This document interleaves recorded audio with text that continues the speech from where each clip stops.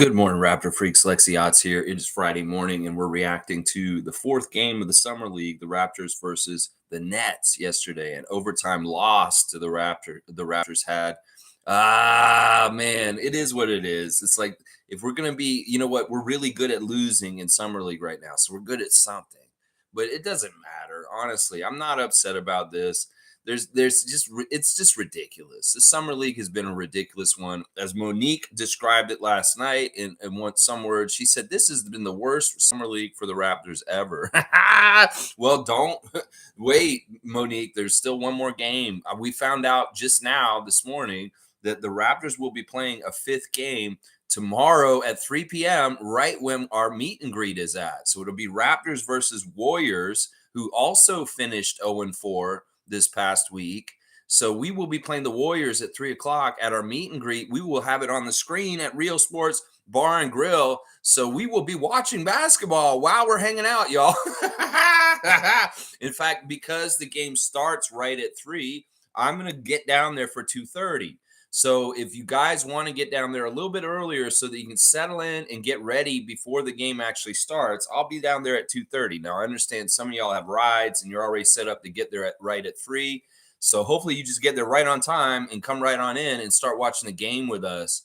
Yeah, so this is the development. I kind of scheduled this meet and greet to try and avoid a Raptors game because I thought they'd do better and they'd probably be playing on Sunday. Well, that was not the case. They lost all 4 of their Summer League games, and they will be playing tomorrow, 3 p.m., Golden State Warriors. And I will be doing a preview in the morning. So I will be doing a stream tomorrow morning to preview the game and also set us up for the meet and greet at 3 p.m.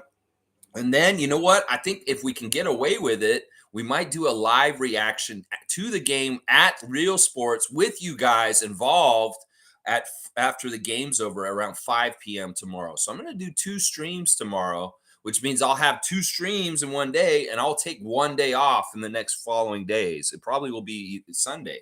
I'll probably take Sunday morning off, y'all, and not do a stream for once and sleep in. Because we'll do this reaction stream on Saturday night. So, all right, guys, that's kind of just a little scheduling note for tomorrow, how we're going to handle it, since the Raptors will be playing tomorrow at 3 p.m.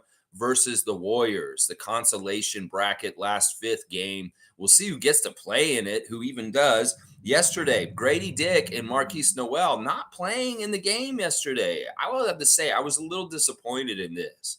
I get it, though. It was a back-to-back situation. They had played the day before, and it was calculated to do this. There was a reason why they didn't play Joe Weezy the day before, because as Joe Weezy put it in the interview after the game yesterday, that they had intentionally played Grady heavy on Wednesday, and that they were going to play Joe Weezy heavy on Thursday. It was the plan all along. So that's what they did. No Grady Dick, which was too bad, because I wanted to see Grady play against Jalen Wilson, who was very much one of the stars for the Nets yesterday and helping them win. He hit the big basket in overtime to win the game at the end.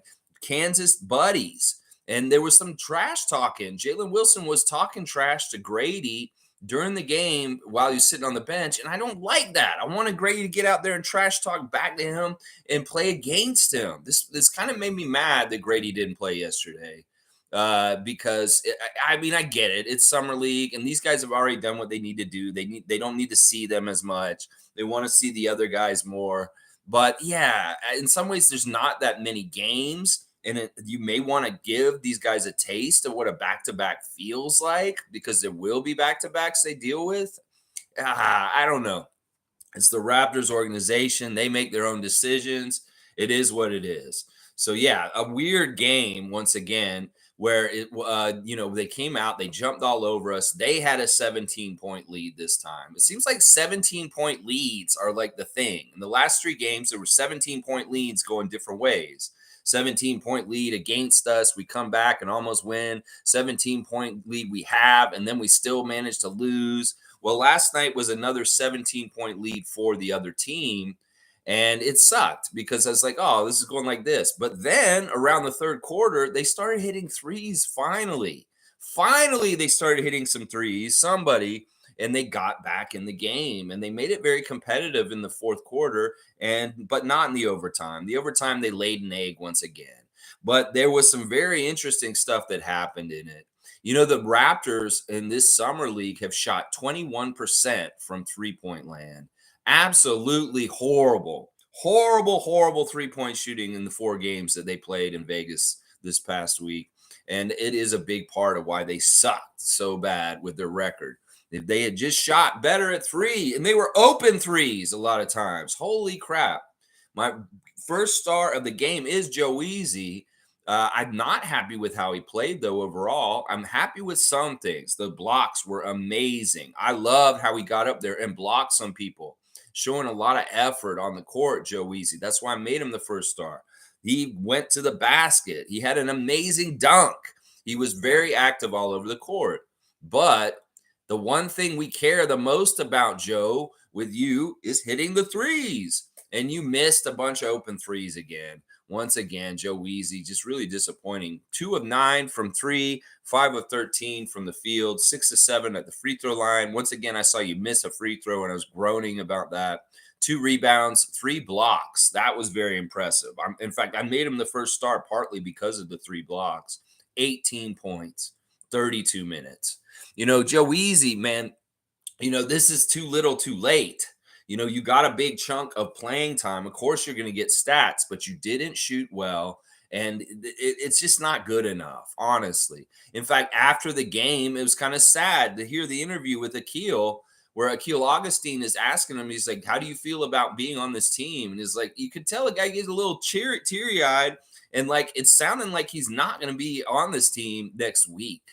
That this is the kind of thing where it's like, you're going to be cut. Like, I think his contract becomes guaranteed just after summer league, like the 17th.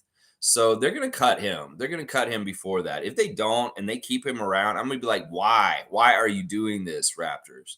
That you do not need to keep Joe Easy. If he goes and he gets really good and he kills us later on, well, so be it. But I just don't see it. And even if he does, it's like, what? Is that really that scary? So, yeah, very weird situation. He is definitely my favorite player of the game last night, but also at the same time, he wasn't that great. And it's like the writing's on the wall. It's too little, too late in some ways. Good morning to Dana, Canadian Dana in the house. First thing, good morning, everyone. Just testing out if it's too early. It's 7:30 a.m. Eastern time. Dana made a message, and it stuck to the chat. It's still here. I love it. David Saborin is here, trivia champion and guest of honor for tomorrow at our Raptor Freak meet and greet. It will be celebrating David winning the trivia championship and just being a great Raptor Freak on this channel for a long, long time. David's saying, so far so good, but yesterday I posted a comment at 7:30 and it was gone at 9:30. Maybe Lex can still see them. Nope, I can see Dana first. Dana at 7:30 a.m. 7:31. David's saying, are you coming to the meet and greet tomorrow, Dana? Dana's saying, I'm going to try. I'm coming from the zoo, Whitby. Wow. Yeah. I mean, that's kind of where I go out to afterwards, because I'm going to go to Adriana's house and she lives out by the zoo also. So, yeah, it's a bit of a trek. But please, Dana, if you can make it down there, let's watch this Warriors game tomorrow together and just have a grand old time just hanging out. The Raptor Freaks in there. All together at Real Sports Bar and Grill. 3 p.m. is the game time, but I'm saying get down there for 2:30 if you can, or get there a little earlier if you can, so we can get a little organized and set up before the game actually tips off. But yeah, Warriors tomorrow, 3 p.m. Raptors Warriors, last game of Summer League. Wow, we're at the meet and greet. Trevor J is here. Good morning, family. Good morning, Raptors family. And Trevor J is saying finishing is not always easier, but the finish becomes easier. This is interesting. I don't totally get this saying, but I kind of get it. Finishing is not always easier. Sometimes it's hard to see a project through and get it completed, but then the finish becomes easier. Does this have to do with like painting and putting like a finish on something? I don't know. I'm trying to make a pun out of it. Thank you for your words of wisdom, Trevor J, as usual. We appreciate you. Trevor J, platform artist, kicking ass out there, showing everybody the newest stuff in that hair care products and stuff. That's awesome. David saying Joe played well last night. Poor guy, still can't hit a 3 though. I know that's the most ridiculous thing. Sure, we can hustle. Sure, he's going up there and trying to fight for rebounds. Sure, he's blocking shots against guys he had no business to, which is super impressive. But the thing you need to do the best and absolutely nail is those open 3-point shots. And when you don't hit them, Joe, it looks so bad, especially when they're wide open. When they're wide open and you do not make them go through, those should be free throws for you. Those should be like the easiest shot in the world. You left me open. You gave me some daylight. Well, that ball's through the hoop. It shouldn't even be any like other kind of outcome. It's like I'm known for being one of the greatest 3-point shooters in college basketball. In Iowa, I have all these records. Well, if you're open and you're taking a three, it better swish right through the net, Joe Easy. There were some of the threes you made yesterday. You made two. One of them was really hard because it was kind of with somebody in his face and it was a little bit further back. It's like, okay, do we need to increase your degree of difficulty? And then maybe you'll start making threes? I don't know. Either way, I'm just sick of it. If we could depend on him to hit threes, money threes left and right, I would say he still has a place on this team.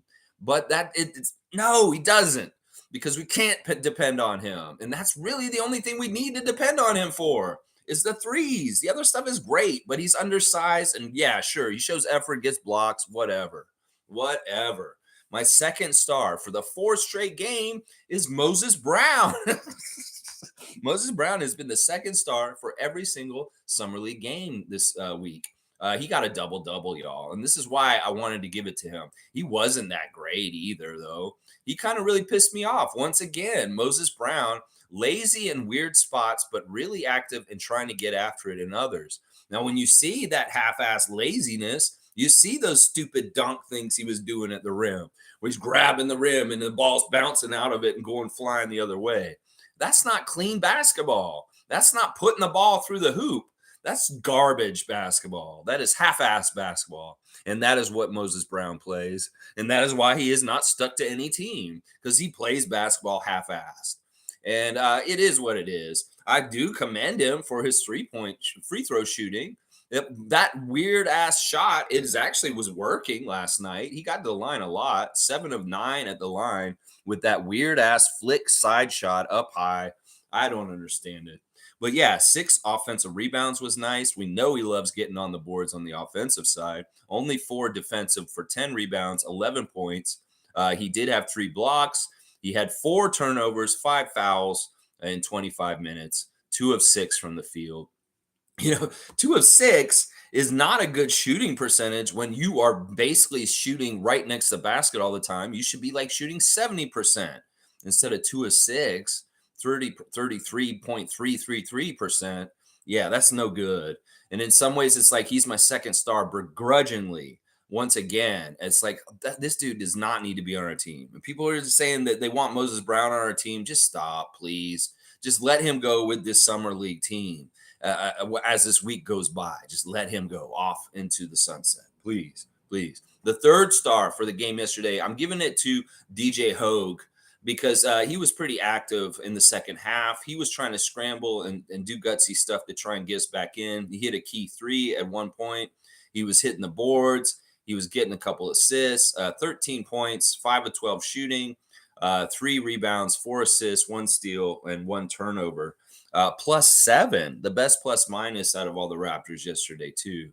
Hogg got an extended run in the second half instead of Mogi, and it was interesting. He had a very key turnover at the end of the game that absolutely sucked.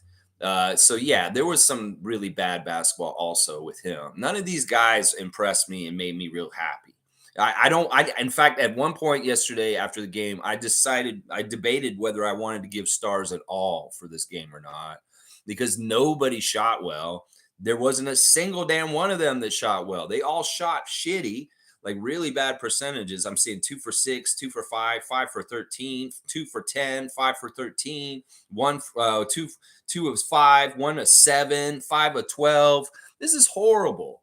Our 3 of our guys who got in double digits that took over 10 shots got 5 field goals each. 5 for 13 for Ron, 5 for 13 for Joe, 5 for 13 for DJ, 5 for 12 for DJ. Yeah, it's garbage. They shot like so bad as a team overall in the summer league. The Toronto Raptors really, really, really, really bad. Now, I didn't mention Ron Harper Jr. Even though he was very active and he did do a lot of good things in this game, he still pissed me off and annoyed me. He still has yet to make a three-pointer in summer league. He was 0 for 3. I mean, if he made one early and I forgot about it. But it seems like everything he's taken from outside the arc has absolutely been a brick or a miss. I did like Ron get into the line a lot, 9 of 10. That was good. 2 rebounds, 3 assists, 1 steal, 1 block, 3 turnovers, 19 points in 32 minutes. Ron Harper, okay, but just also too. It's like him and Joe very much were both very to me. And I'm like, I don't want to reward Ron because I expect him to do better. And he has not gotten a single star in this whole summer league, even though he's been pretty solid. I expect him to do better. He could be way, way better right now. David, thank you for the super chat. That's very kind of you. Beautiful Friday morning. Enjoyed the game last night. Pumped for the regular season. We have some good vibes going on. I think the good vibes don't necessarily have to do with the summer league, but with new personalities around the team like Darko, Dennis, Jalen McDaniels, Jakob coming back. Yeah, I think there could be some good vibes with the regular roster. But yeah, this summer league was like, it's been a disaster. In some ways, Pat Delaney very kind of like keeping it real after the game. He's like, he's proud of the guys with their effort and the improvement they've shown over the last week. That is one thing to go by. Like, even if it doesn't translate to wins, improvement incrementally, even on top of bad game to the next bad game. Okay, they did improve because they got like close games the last 2 games, and the other games weren't that close in other games this past week. So yeah, I guess there's some feeling good about getting improvement, even if it didn't add up to winning. But yeah, I feel like the vibes are going to be good, and the vibes are going to be really great tomorrow, David. We'll see you tomorrow. That hopefully you can get there for 2:30 and get there a little early with me. David's saying also, Trevor, do you have one of those calendars with daily inspirational quotes? Who knows? He said, no, David, I just speak from the heart. There you go. There you go. Trevor J may have gotten these words of wisdom just from life's experience. He's living his life and he notices things, he understands things, he gains wisdom from experience, and he's just passing it on. I think that's what's going on here, David. David's saying also, that's truly amazing. I appreciate your daily inspiration. Yeah, all right. Yeah, I like that little segment, Trevor. You keep coming with it. I don't mind it at all. We start off the stream with some words of wisdom. I like that. Mike is here. Logical Raptors fanatic is in the house. Salute the real ones. Project Truth always. Thank you, Mike. Good to see you, Mike. It's always good to see you check in. It's been tough, but expected from the guys we rostered for Summer League. I'm not worried about things too much at the moment. Sorry, this week's been nuts. Can't make it. Okay. So you can't make it tomorrow? Ah, man, I wish you could, man. That'd be awesome if you could. Yeah, I understand. I noticed you haven't been in the stream a whole lot this week. But hey, listen, we all have ups and downs with like busyness. And I totally understand, Mike. We're here for you when you want to come back. You can always come back and check in with us. But man, I wish you could come by tomorrow if you can. Golden State and the Raptors will be playing while we're at our meet and greet. Iceman like Gervin is bringing up Team Canada being announced yesterday at Global Jam. Let me go over this team because I really like the sound of it. I have it all posted on here, the official. All right, first we've got out of Milton, Florida, 6'10" forward Kyle Alexander will be playing for the Team Canada in the Men's FIBA World Cup for 2023. Nickel Alexander Walker, 6'5" guard out of Toronto. He will be there along with his cousin, Shea Gilgeous Alexander out of Hamilton. They always debate whether he's Hamilton or Toronto. I don't know. He was out at Jane and Shepherd. 6'6" SGA is on the team, confirmed. They are saying this is the training camp. So I don't know if they whittle it down. Like maybe they cut a couple of these guys because it does seem like there's a lot of names here, but maybe not. Maybe it's just whoever shows up and who isn't hurt. RJ Barrett, of course, is on Team Canada. His father running the program. RJ out of Mississauga at 6'6". Trey Bell Haynes, a guard out of Toronto, 6'2". O'Shea Brissett, a Celtic from Mississauga, 6'8", will be on the team. Dylan Brooks has committed to being on Team Canada for this Mississauga 6'7" We know Dylan Brooks, the new Rocket, the new running partner with Fred VanVleet. I love seeing Dylan be on this team. He could be real inspirational leader in a couple different ways for Team Canada in this next section of competition. Lucas Dort, of course, 6'3" out of Montreal, point guard. We will see Lou Dort wearing the red and white for Canada this summer. Big man out of Toronto, 7'4", Zach Edey, Purdue Boilermaker, coming in and playing for Toronto as one of the centers, the backup center. Mr. Edey, the young man, is going to be playing for Canada this summer. Melvin Ejim, small forward, 6'6", out of Toronto. Melvin will be there. Melvin is, of course, a European player, somebody who plays overseas these days, not in the NBA, but a valued member of Team Canada.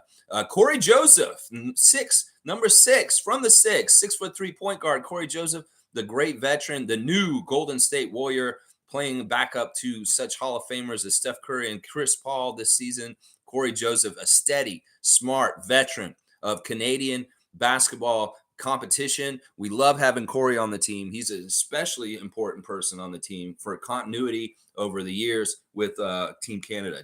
This is a big one, guys, and it is confirmed. Kitchener's own number 6'3" NBA champion Jamal Murray, who just won an ESPY this week for comeback of the year, is going to be participating on Team Canada this summer, and he gives us real hope to do something to possibly earn an Olympic berth. So I love seeing that Jamal has committed to this summer of Team Canada basketball. Kelly Olynyk, born in Canada, raised in British Columbia, 7-foot centers, veteran, just very much like Corey Joseph, one of the pillars in the institution of Team Canada basketball over the years, showing up and participating and wearing that red and white for Canada over and over again. Kelly Olynyk will be representing Canada and probably the starting center for the team. So we love to see the vets, Joseph and Olynyk, committing to Canada over and over again. We got Kevin Pangos, the 6'1" guard. They're calling him a forward on here. This is ridiculous. He's not a forward on Team Canada's site. I don't know why they have him listed as a forward. But the little sharpshooter who has spent time with Cleveland and other NBA franchises is going to be showing up. Dwight Powell of the Dallas Mavericks will be on Team Canada this summer. 6'9" out of Toronto. We know Dwight Powell is a great defensive forward, and we are very much happy to see him on our team once again as a great force around the lane. Cassius Robertson, 6'3" guard out of Toronto, will be playing for Canada. And then we've got the Scrubs out of Richmond, British Columbia, 6'4" Phil and 6'7" Thomas. The Scrubs have been on our team for a couple of cycles now, and they've been great for that. Our coaches for Team Canada, Jordi Fernandez, head coach of Team Canada, with his associate head coach, Nate Bjorngren, and assistant coach Nathaniel Mitchell. There's your Team Canada announcement yesterday from Global Jam. It sounds stacked, baby. SGA, Jamal Murray, let's go. Let's go, Canada, and get that Olympic berth in Philippines and Indonesia and Japan in the World Cup in August. Yeah, thank you, Iceman, for dropping the knowledge on that. Really cool to go over the team just now. And I hope you like that team. That's a stacked team. A lot of good skilled players, a lot of good, interesting guys. And listen, remember, it's about finishing as one of the top 2 teams from the Americas. Now, we know America is one of those teams from the Americas, so they are probably going to get one of those spots for sure, the USA team. Well, that means there's really only one spot left between us and Dominican and Mexico and a couple other teams that are going to be going there. And we need to get the other spot that US doesn't get. So this is the thing. We know we may not beat the US in this tournament, but we need to beat every other country from the Americas, finish higher than them. It's going to be tough because we're in a group with Spain and France, and they are very much going to be powers, and they may defeat us and put us out in the first round. And then that's that. We're just not going to the Olympics. It's designed in a way to make it really hard for Canada to make the Olympics. And I think that may be on purpose because they do understand we're an up-and-coming power. And this seeding for this World Cup in August is really detrimental to us getting more on the big stage of the Olympics. In fact, we could be a medal team in the Olympics if we can get there, but we have to get there. And there's a lot of work to be done in August. This is not going to be easy. Seriously. These games are going to be exciting, though. And they'll be on at 4 a.m. MSJ thinks it's cool. Yeah, I think it's cool, too. Sheer Constant, good morning, Raptor Freak family. Why have this game? Is it because both teams lost all their games? It just doesn't make sense. Grady and Mark probably not playing in it, so we'll be scrubs again. Joe's still in the running till the 18th. Okay, so the 18th is when they got to make the decision on Joe Wieskamp. I don't think this is going to take long.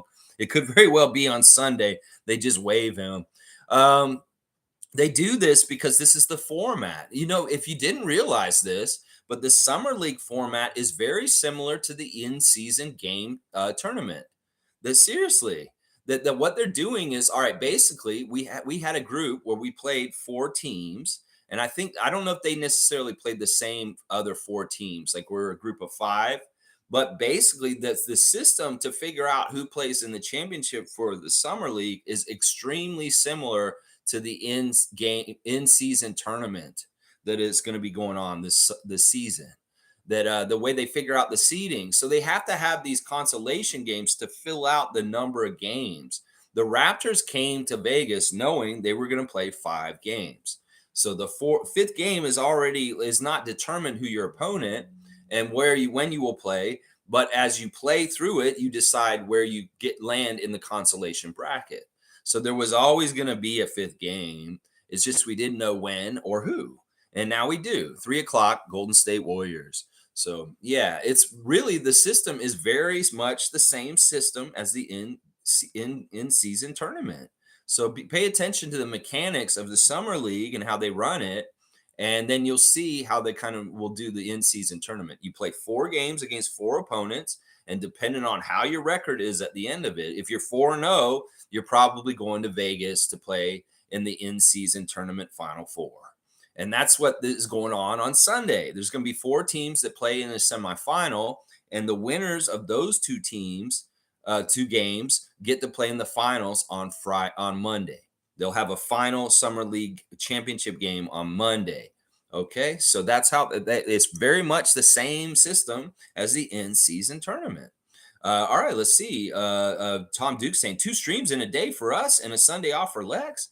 Yeah, if I double up on one day, I'm going to take a day off just to keep why not? If I'm putting in double duty, I will take a day off just because I've made the amount of required streams for what I'm doing. And if I do the reaction with you guys at Real Sports at 5:00 tomorrow afternoon, then that may be more fun. We can actually talk about it fresh right after it's over and get different opinions from different Raptor freaks who will be at Real Sports tomorrow. So we'll do a live reaction with each of you guys. You can come and sit next to me on the stream, and each one of you can come in and do a little bit at times. We can tag in and out. We can say, okay, Evelyn's here. Let's see what Evelyn thought of the game. And then we'll get Mo, and then we'll get David. We'll get MSJ. We'll get whoever shows up. You can come in and be a part of the reaction stream tomorrow. So it'll be pretty cool. Let's see. Dana's saying, good morning, everyone. I guess 7:30 is too early. Too early for writing in comments. I have no idea how this works with YouTube and where that cutoff is. If you write stuff on the stream the night before, it definitely doesn't show up. So somewhere in the morning is where it is. And it may be 7:30. Tom Duke saying, good morning. I don't know about last night, but let's go. Joe Weezy. Yeah, it is what it is. This Summer League is just weird. We had very poor execution in the overtime. We had very poor execution near the end of the game.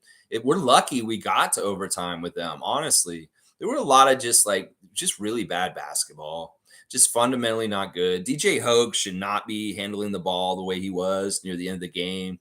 They just came and picked his pocket. And it was just pathetic. The Brooklyn Nets played the same starting 5 all 4 of their Summer League games. So they had some continuity from keeping that unit together out there and knowing that they would be out there like that. They had a very weird team. Armani Brooks did hit some shots. He came out and hit the first basket of the game, a 3 on us.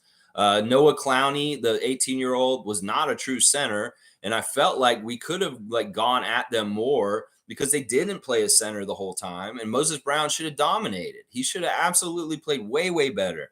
That Chandler kid was annoying at the end. He had some big, huge plays in the overtime and near the end to really take them home. David Duke Jr., very annoying also. None of them really shot that great either.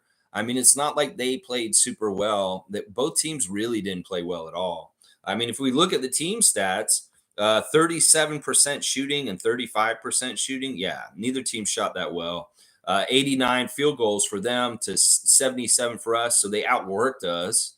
That's another sign. They got 12 more shots on goal than us. The three-point shooting obviously has been a huge Achilles heel for such a talented three-point shooting Raptors Summer League team. They were horrible this Summer League. They shot 19% last night, 6 of 31. And as I said, for the 4 games in Summer League, they've shot 21%.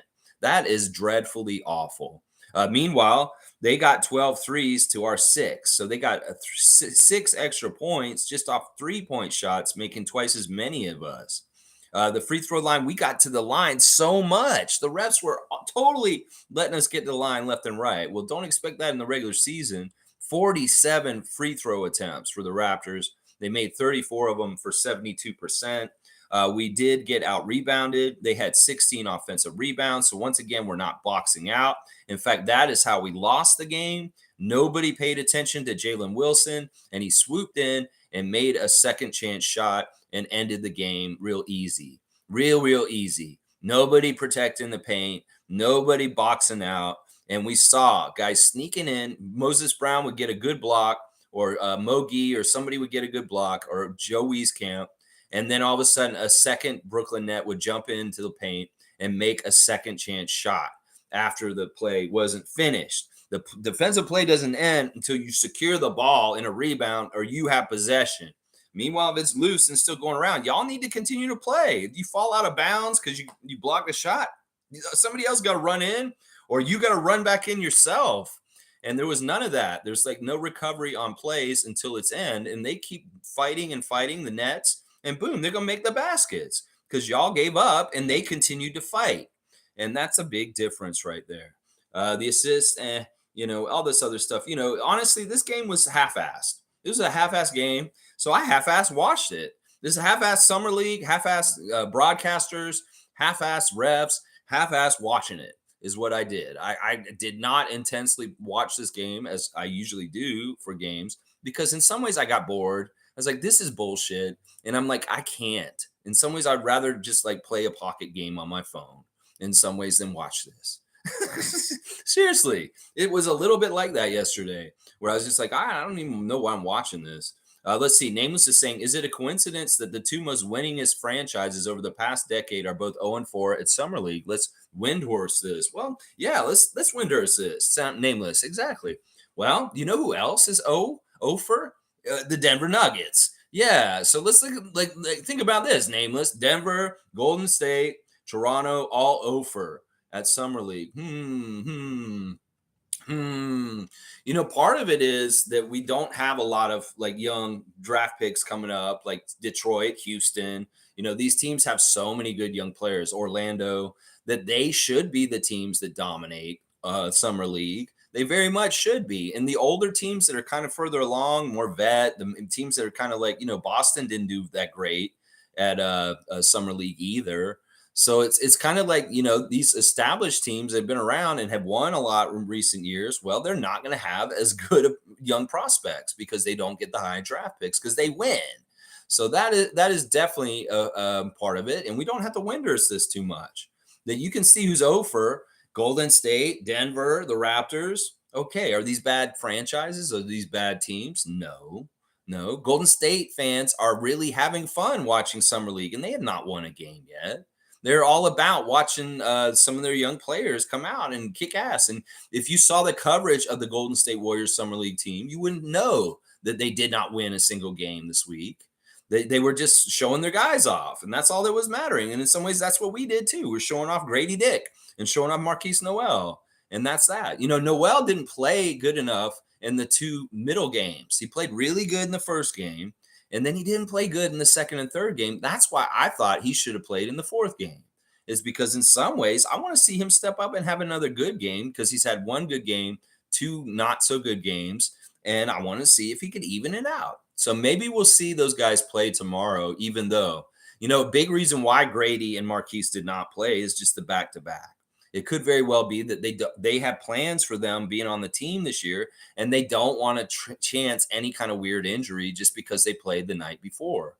And that is just really playing it safe, playing it very, very safe. Now, if they have a couple days off because they played on Wednesday and now they play on Saturday, they could very well play in the last game of the summer league just to get one last little burn in, Grady and Marquise. So I'm not totally sure that they're not going to be playing tomorrow. Monique is saying, bring on the regular season. Good morning. Well, we got one more summer league, Monique, and they have announced 3 p.m. tomorrow, Golden State Warriors and the Raptors in their consolation game will be going on when we're at Real Sports. So maybe we'll get to watch it on the big screen in Real Sports Bar and Grill. Do you think I'm going to have to ask them to put the summer league game on TV? You think I'm going to be like, waiter, could you please put the Raptors summer league game on, please? We'd like to watch it. There's a lot of baseball on in here, but we'd really like to watch the Raptors. Okay, yeah. Do you think we're going to have to ask them to put the summer league game on at Real Sports? Maybe they might.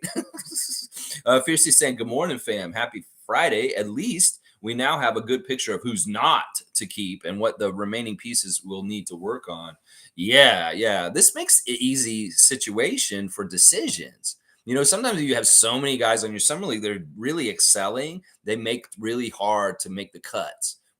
They play like this, it's real easy to make the cuts. You can play like this. Yeah, it's real easy to say, yeah, sorry, we're not bringing you any further. Thanks for coming to Summer League. I hope you get a really good contract in Lithuania. It's that kind of stuff, because it's like that. It's real easy to cut these guys. It's like, okay, thanks for coming. Yeah.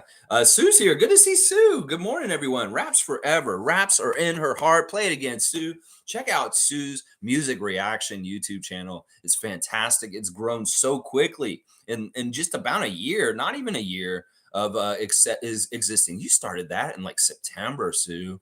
And I believe you are like already like crazy amount of subscriptions and lots of views and stuff. Check out Play It Again, Sue. It's a fantastic music reaction channel by one of our Raptor freaks, Sue and her friends, Chelsea, and everybody else that appear on that channel. So good. And I know Sue's got that purple and red beaten through her heart, her diehard fandom for the Raptors. I hope, Sue, you can come down tomorrow for our meet and greet. I know that you're coming from out of town, and it may not be easy for you, but if you can get down to Real Sports tomorrow and watch the game with all of us, it'll really be fun. We'd love to see you there, Sue. Smooth saying, this is just Summer League, man. This shows who can't play. The only two guys getting invites to Raptors camp, Noel and Moses Brown. Yeah, I don't even think it's Moses Brown. Smooth, I think it's Mo Gee. I think it's Mohamedou Gee. Moses is, he just sucks, dude. He has bad habits, and I don't want him rubbing off on Koloko. If we bring Moses Brown anywhere near our team in the fall, I do not want him giving advice to Koloko. Because the things he could teach Koloko are the bad things, the things that we don't want him to learn. Koloko, in some ways, is so much better a player than Moses Brown already, and he's barely played in the NBA. And like just the mindset, the activity, the motor, the way he looks at the game is way better than Moses Brown. And I just don't want Moses Brown on this team. I'm sorry. He has so many bad habits. He's fundamentally really bad. He has so many weaknesses. He's fool's gold. People see the 7'2" and they're like, wow, I want this guy on my team. They don't realize how garbage he is actually as a player. So, can we switch Moses Brown for Mo Gee? Once again, Mo Gee didn't play a whole lot last night, but he did have a little bit of a shining star part. He only got 14 minutes, but he got 5 points in the 14 minutes, 2 of 5 shooting. He did hit another 3 last night, which is fantastic. 4 rebounds. He did have 4 turnovers. That was, I think, why Pat Delaney pulled him for the second half, because he didn't really play that much in the second half, and Hogg took his minutes. But Mo Gee had some really bad turnovers early in the game, and that may have ended his night early a little bit. But he was still getting up and down the court, like with his motor and just being really active. I like the way Mo Gee's effort is. See, that's what I'm saying. Mo Gee's effort is what Moses Brown's effort should look like. Moses Brown just looks really clumsy, and he's really horrible at recovering. Like, he may do a jump once or twice, But then if he's kind of stumbled or anything, he really has a hard time getting nimbly up and back involved in the play quick enough to make decisions and change things. It's like that was what was happening. The Nets would attack the rim. He blocked them once, but they wouldn't secure the ball. And then another net would come at the rim with a second attempt, and Moses was out of the play already. That's what I'm saying. You want a nimble big man that keeps on his feet and can continue to defend the rim. And if Moses Brown's good for one block and then he's out and you can't, nobody's guarding the rim after that, well, that's no good. And that's the difference. Koloko, he will stand his ground and hopefully he can block like 2 or 3 times in a row and really stay in there and in between them. What do you mean? Moses Brown's out on the floor. And, I don't like that. I don't like that at all. Noel, Grady Dick, sure. These guys are definitely going to be around our team. Kevin O'Banner will be another one because he's Exhibit 10. But other than that, I don't really want any of these guys showing up in Raptors jerseys down the road. That it's really just Grady, Marquise, Mogi, and O'Banner. Those 4 guys are the guys that will move forward with us. If anybody else does from this team, I will be shocked. I will be absolutely shocked if they saw the merits in any of those other guys that played this week.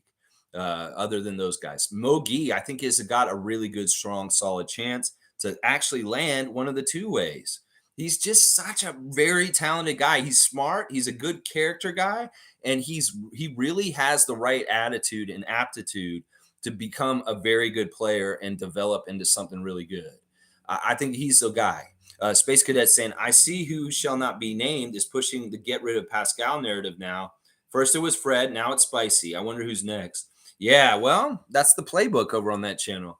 And it's not like he's the only one. As people were saying yesterday, Ben Rogers is very much pushing a Spicy P trade also. Siakam had a drop yesterday on his YouTube channel. It's only like 40 seconds. And it's called Let Me Reintroduce Myself. And in some ways, I was like, well, what is this doing? What are you doing here, Siakam?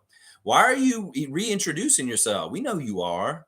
But in the pictures, in the piece, he shows Scotty in it very prominently, smiling and laughing. He shows Raptor stuff. So I don't think this is a sign he's going to Atlanta. Now, there's another thing that happened in the last couple of days that people are calling why they think that Siakam's going to Atlanta. Ray Chow. He's been with the Raptors since the beginning, pretty much. Like, he's been a part of the Raptors franchise for like decades. He's a massage therapist. He's specifically a massage therapist that Siakam really personally likes. Somebody that does the massage for Siakam very, very much. Well, you know what? These dirty ass underhanded Atlanta Hawks did. They pulled a Houston with Fred thing. I am positive that they came to Ray Chow and they said, listen, you're making this much with the Raptors right now. And how long have you worked there? Well, we're going to double your salary if you come to Atlanta. They've lured Pascal's massage therapist. He has been hired by the Atlanta Hawks in the last couple of days. I really, really do think this is a Monty Williams, Fred VanVleet thing where they overpaid and they made him an offer he can't refuse. There's no reason for Ray Chow to leave Toronto other than money. So I'm positive that Atlanta threw a huge amount of money that was obscene that he couldn't say no to try and entice Siakam to be more wanting to come to Atlanta. We're going to take your massage therapist. And we're going to put him in Atlanta. So this is what they did in the last couple of days. They have literally stolen Ray Chow, our massage therapist, to go to Atlanta in the hopes that this will encourage Siakam more to want to go to Atlanta. It's really dirty and underhanded. They just threw a big, huge bag at our massage therapist, y'all. What the hell, man? That's crazy, isn't it? So when you hear that story, understand that's what happened. And it doesn't necessarily mean Siakam's going there. It's just they're really trying to sweeten it so it makes it more attractive for him to go there. And what a dirty, underhanded thing. It's like Siakam has certain rituals, and he may have had certain things that he did with this massage therapist. Well, I understand why this is like, why did they do this? Oh, man. MSJ saying, I think the summer 3-ball is rare. The players never seem to shoot all that well. And Joe Easy, I would be surprised if he's around next week. Yeah, I think the writing's on the wall, and he knows it too. He's got to feel that. These guys never believed in him. In some ways, he didn't have the support of his teammates. The other guys on the team really would diss him. I heard Dalano specifically This is one thing about Delano that I noticed, and and now that he's gone, I'll say it.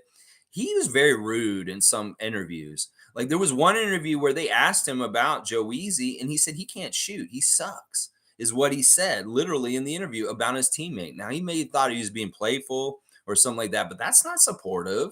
And if that's the sentiment that they're going around and palling around Justin and Scotty and different people and being like kind of like bullies and kind of saying like, "Oh, Joe, you suck though, man. Like, why are you on this team?" They could have really hurt his chances with this team by not instilling confidence in him, by being assholes to him. In some ways, I got that feeling from Delano that he's kind of talking out of pocket about people at times in ways that were not fair. And maybe he just thought he was like, okay, I can do this. I don't know. In some ways, Delano being on the Celtics will be interesting. But I do remember him dissing Joe Weezy very openly on Open Gym. They caught it on the mic, and he says like, "Oh yeah, this guy can't shoot. He's no good." And then boom, Joe Weezy's confidence is completely shot. It's like, how do you put that on Open Gym after that too, editors? Man, don't be having our players dissing each other on the show. That's no good. You may have thought it was just playful banner and stuff like that, but there was something probably deeper to that. And I didn't like it. I didn't like it. Yeah, I don't understand why our 3-point shooting was so bad this week. These guys, maybe it's because they didn't get set up right. And people were, maybe the other teams were very much keying on the 3-point shots because they saw our roster build for Summer League. And they're like, wow, these guys have a lot of good 3-point shooters. Well, let's put our main focus on guarding the 3-point line. And maybe we won't worry about Moses down low because we know Moses. Moses is going to do what Moses does. But we'll really guard Grady and Joe on the outside. That could have been very much purposeful and maybe part of the reason why our 3-point shooting was so horrendous this past week. Yeah, really, really bad. I spent LeGervin saying the Raps shooting 22 of 101 from 3 during Summer League. Absolutely dreadful. Absolutely dreadful. And for the credentials of the guys on this team, they should have shot way, way, way better. Seriously. Grady Dick comes advertised as an amazing 3-point shooter. Joe Weezy, David Johnson, DJ Hogg. Shumat didn't even get in the games, but he's a very good 3-point shooter too. Ron Harper Jr. is supposed to be able to shoot the 3, but he really couldn't shoot the 3 this week. Let's see. G saying it will be Dennis next if Dennis starts as the point guard, Space Cadet. Okay. You're saying that they'll push on Dennis. Listen, whatever. You know what? Those forces that are constantly talking about getting rid of people, seriously, they're going to do it anyway. I'm just not going to acknowledge them anymore. I'm just done with it. I just realized this is going to be part of the noise that's around the team all the time. And we don't need to buy into it or listen to it. In some ways, it has not a lot of power other than influencing fans. And if we don't listen to it or we don't acknowledge it, then it has even less power. So, people are going to do this. They do it in every fan nation. It's not just with us, but it's getting more and more toxic and weird. But I don't know if they're going to come after Dennis. Chev had a hit piece on Dennis yesterday, which I didn't agree with. Chev talking about how he thinks that it's funny that Dennis thinks he's coming in to be a hero. And he started calling him Darkwing Duck. I felt like that's very, in bad taste. And Chev, honestly, I don't think you understand Schroder. And I don't think you understand what Schroder was saying when he's saying he's coming in to be a leader and take over and help. In some ways, the leadership on our team was pretty bad last year. And Dennis can help this. And honestly, I don't appreciate NBA Chev attacking Dennis Schroder or making fun of him or saying, oh, he's trying to be a hero. And then he's doing like the Tina Turner, we don't need another hero on this team. It's like, what do you think you're coming to do, Dennis? Are you coming to this team to shoot a lot and make points? No, he doesn't think that, Chev. He's coming to be a good leader, play basketball the way he knows. And listen, if he has to take big clutch threes in the fourth quarter and he doesn't shoot at all during most of the game, I'm okay with that because he's an proven commodity of hitting big shots late in games when it matters. But he's probably not going to take a whole lot of shots in the first, the second, or the third, but he may try and take over near the end of the game. And that may actually be very good for the Raptors. So, yeah, I really didn't appreciate him calling him Darkwing Duck. And, it's kind of not cool. He's saying that the Raptors are like the super friends. And if Scotty's Superman and Pascal's Batman, well, then Dennis is Darkwing Duck. And I thought that was pretty insulting. And, for a couple reasons. So yeah, y'all pay more respect to Dennis. He is an underrated pro in this league. He has a reputation, and people really know what it is he is all about. And he's a good player, and we should be very happy he's going to be on our team.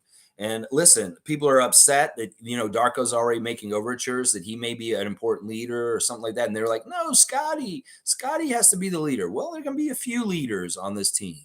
And in some ways, the leadership I want Scotty to do is once again on the court.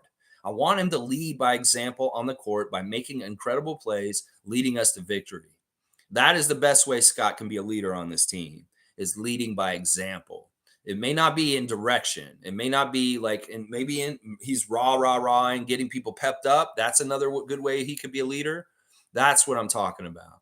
And we need a lot of different leaders. So Dennis can be a good leader on this team too. It's not like there's like one whole big pie. It's like in some ways, everybody's going to need a slice, and that'll be fine. Monique's saying Team Canada on the clock. Let's go, Jordy. That's right, Team Canada. I'm hyped knowing your roster now. Let's see what y'all can do in Asia in August. Elijah Hutchings is here. The guys need to play. I'm tired of this sitting out thing. It's 5 games. Do better. These guys are young, can take it, and haven't earned sitting out. I don't like any team sitting their guys at all. Yeah, well, they do this. They shut them down. I mean, in some ways, they got to be smart. They want to showcase Victor Wembanyama, so they play him 2 of the 5 summer league games, but that's it. They only play him the 2 games, and that's it.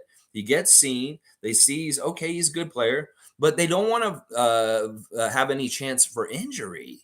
Like, we saw Chet get injured last summer in a pro-am game, not even a summer league game, and he was done for his whole season.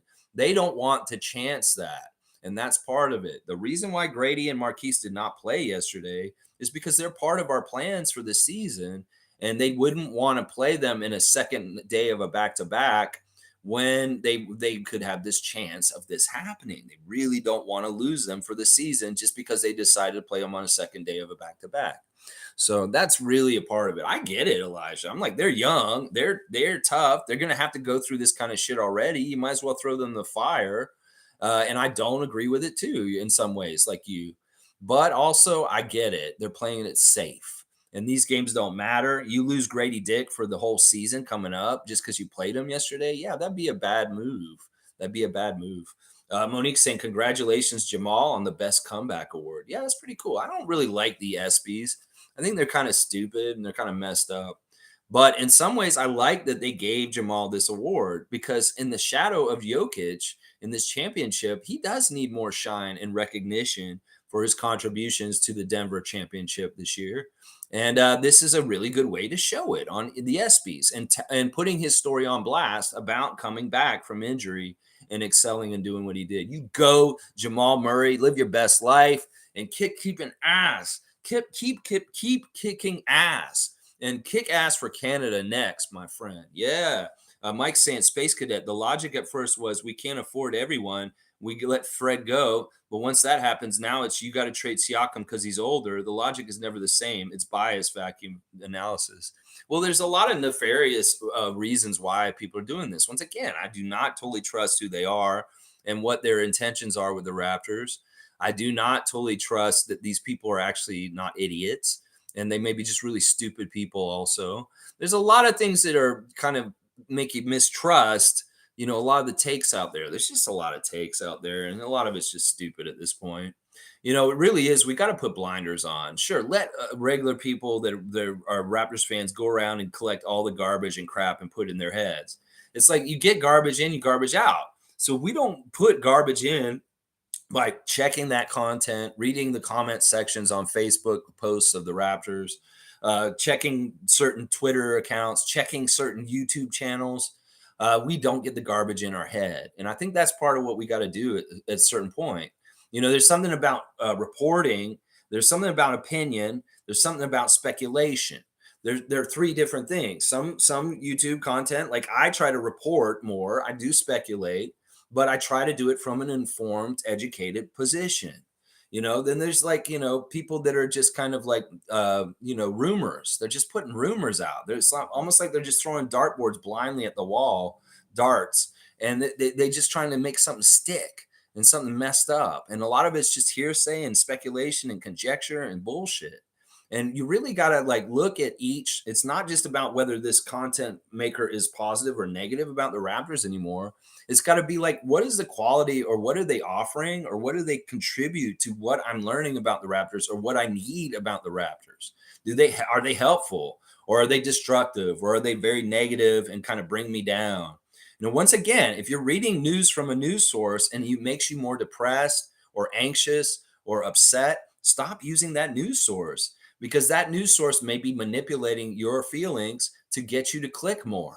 That is very much a play in the playbook. And that is definitely a playbook in Raptors content land, that they want you to be unsettled or unsure or upset or messed up or worried about Siakam leaving. So they'll do a clickbait, or they'll do a YouTube clip on why Siakam is leaving, just because they know the fear of that may draw you in, just like CNN reporting on terrorism or something like that. So be very aware of the techniques in social media land at this point to try and garner more clicks, that they are doing this on purpose to get an emotional reaction, because emotional dopamine gets you hooked. And that is a big part of it right there. Cool Cat saying, good morning, Raptor Free crew. Painful summer league, worst in franchise history. Injury impacted our performance. Koloko and Doughton were really needed. Wieskamp stint is over. He's not able to do his job. Yeah, he can't hit threes. Then he's no good to us. Sure, it's great you can block some shots. Sure, it's great you're hustling like crazy. But you have an open three, Joe, and you miss it. That's no good.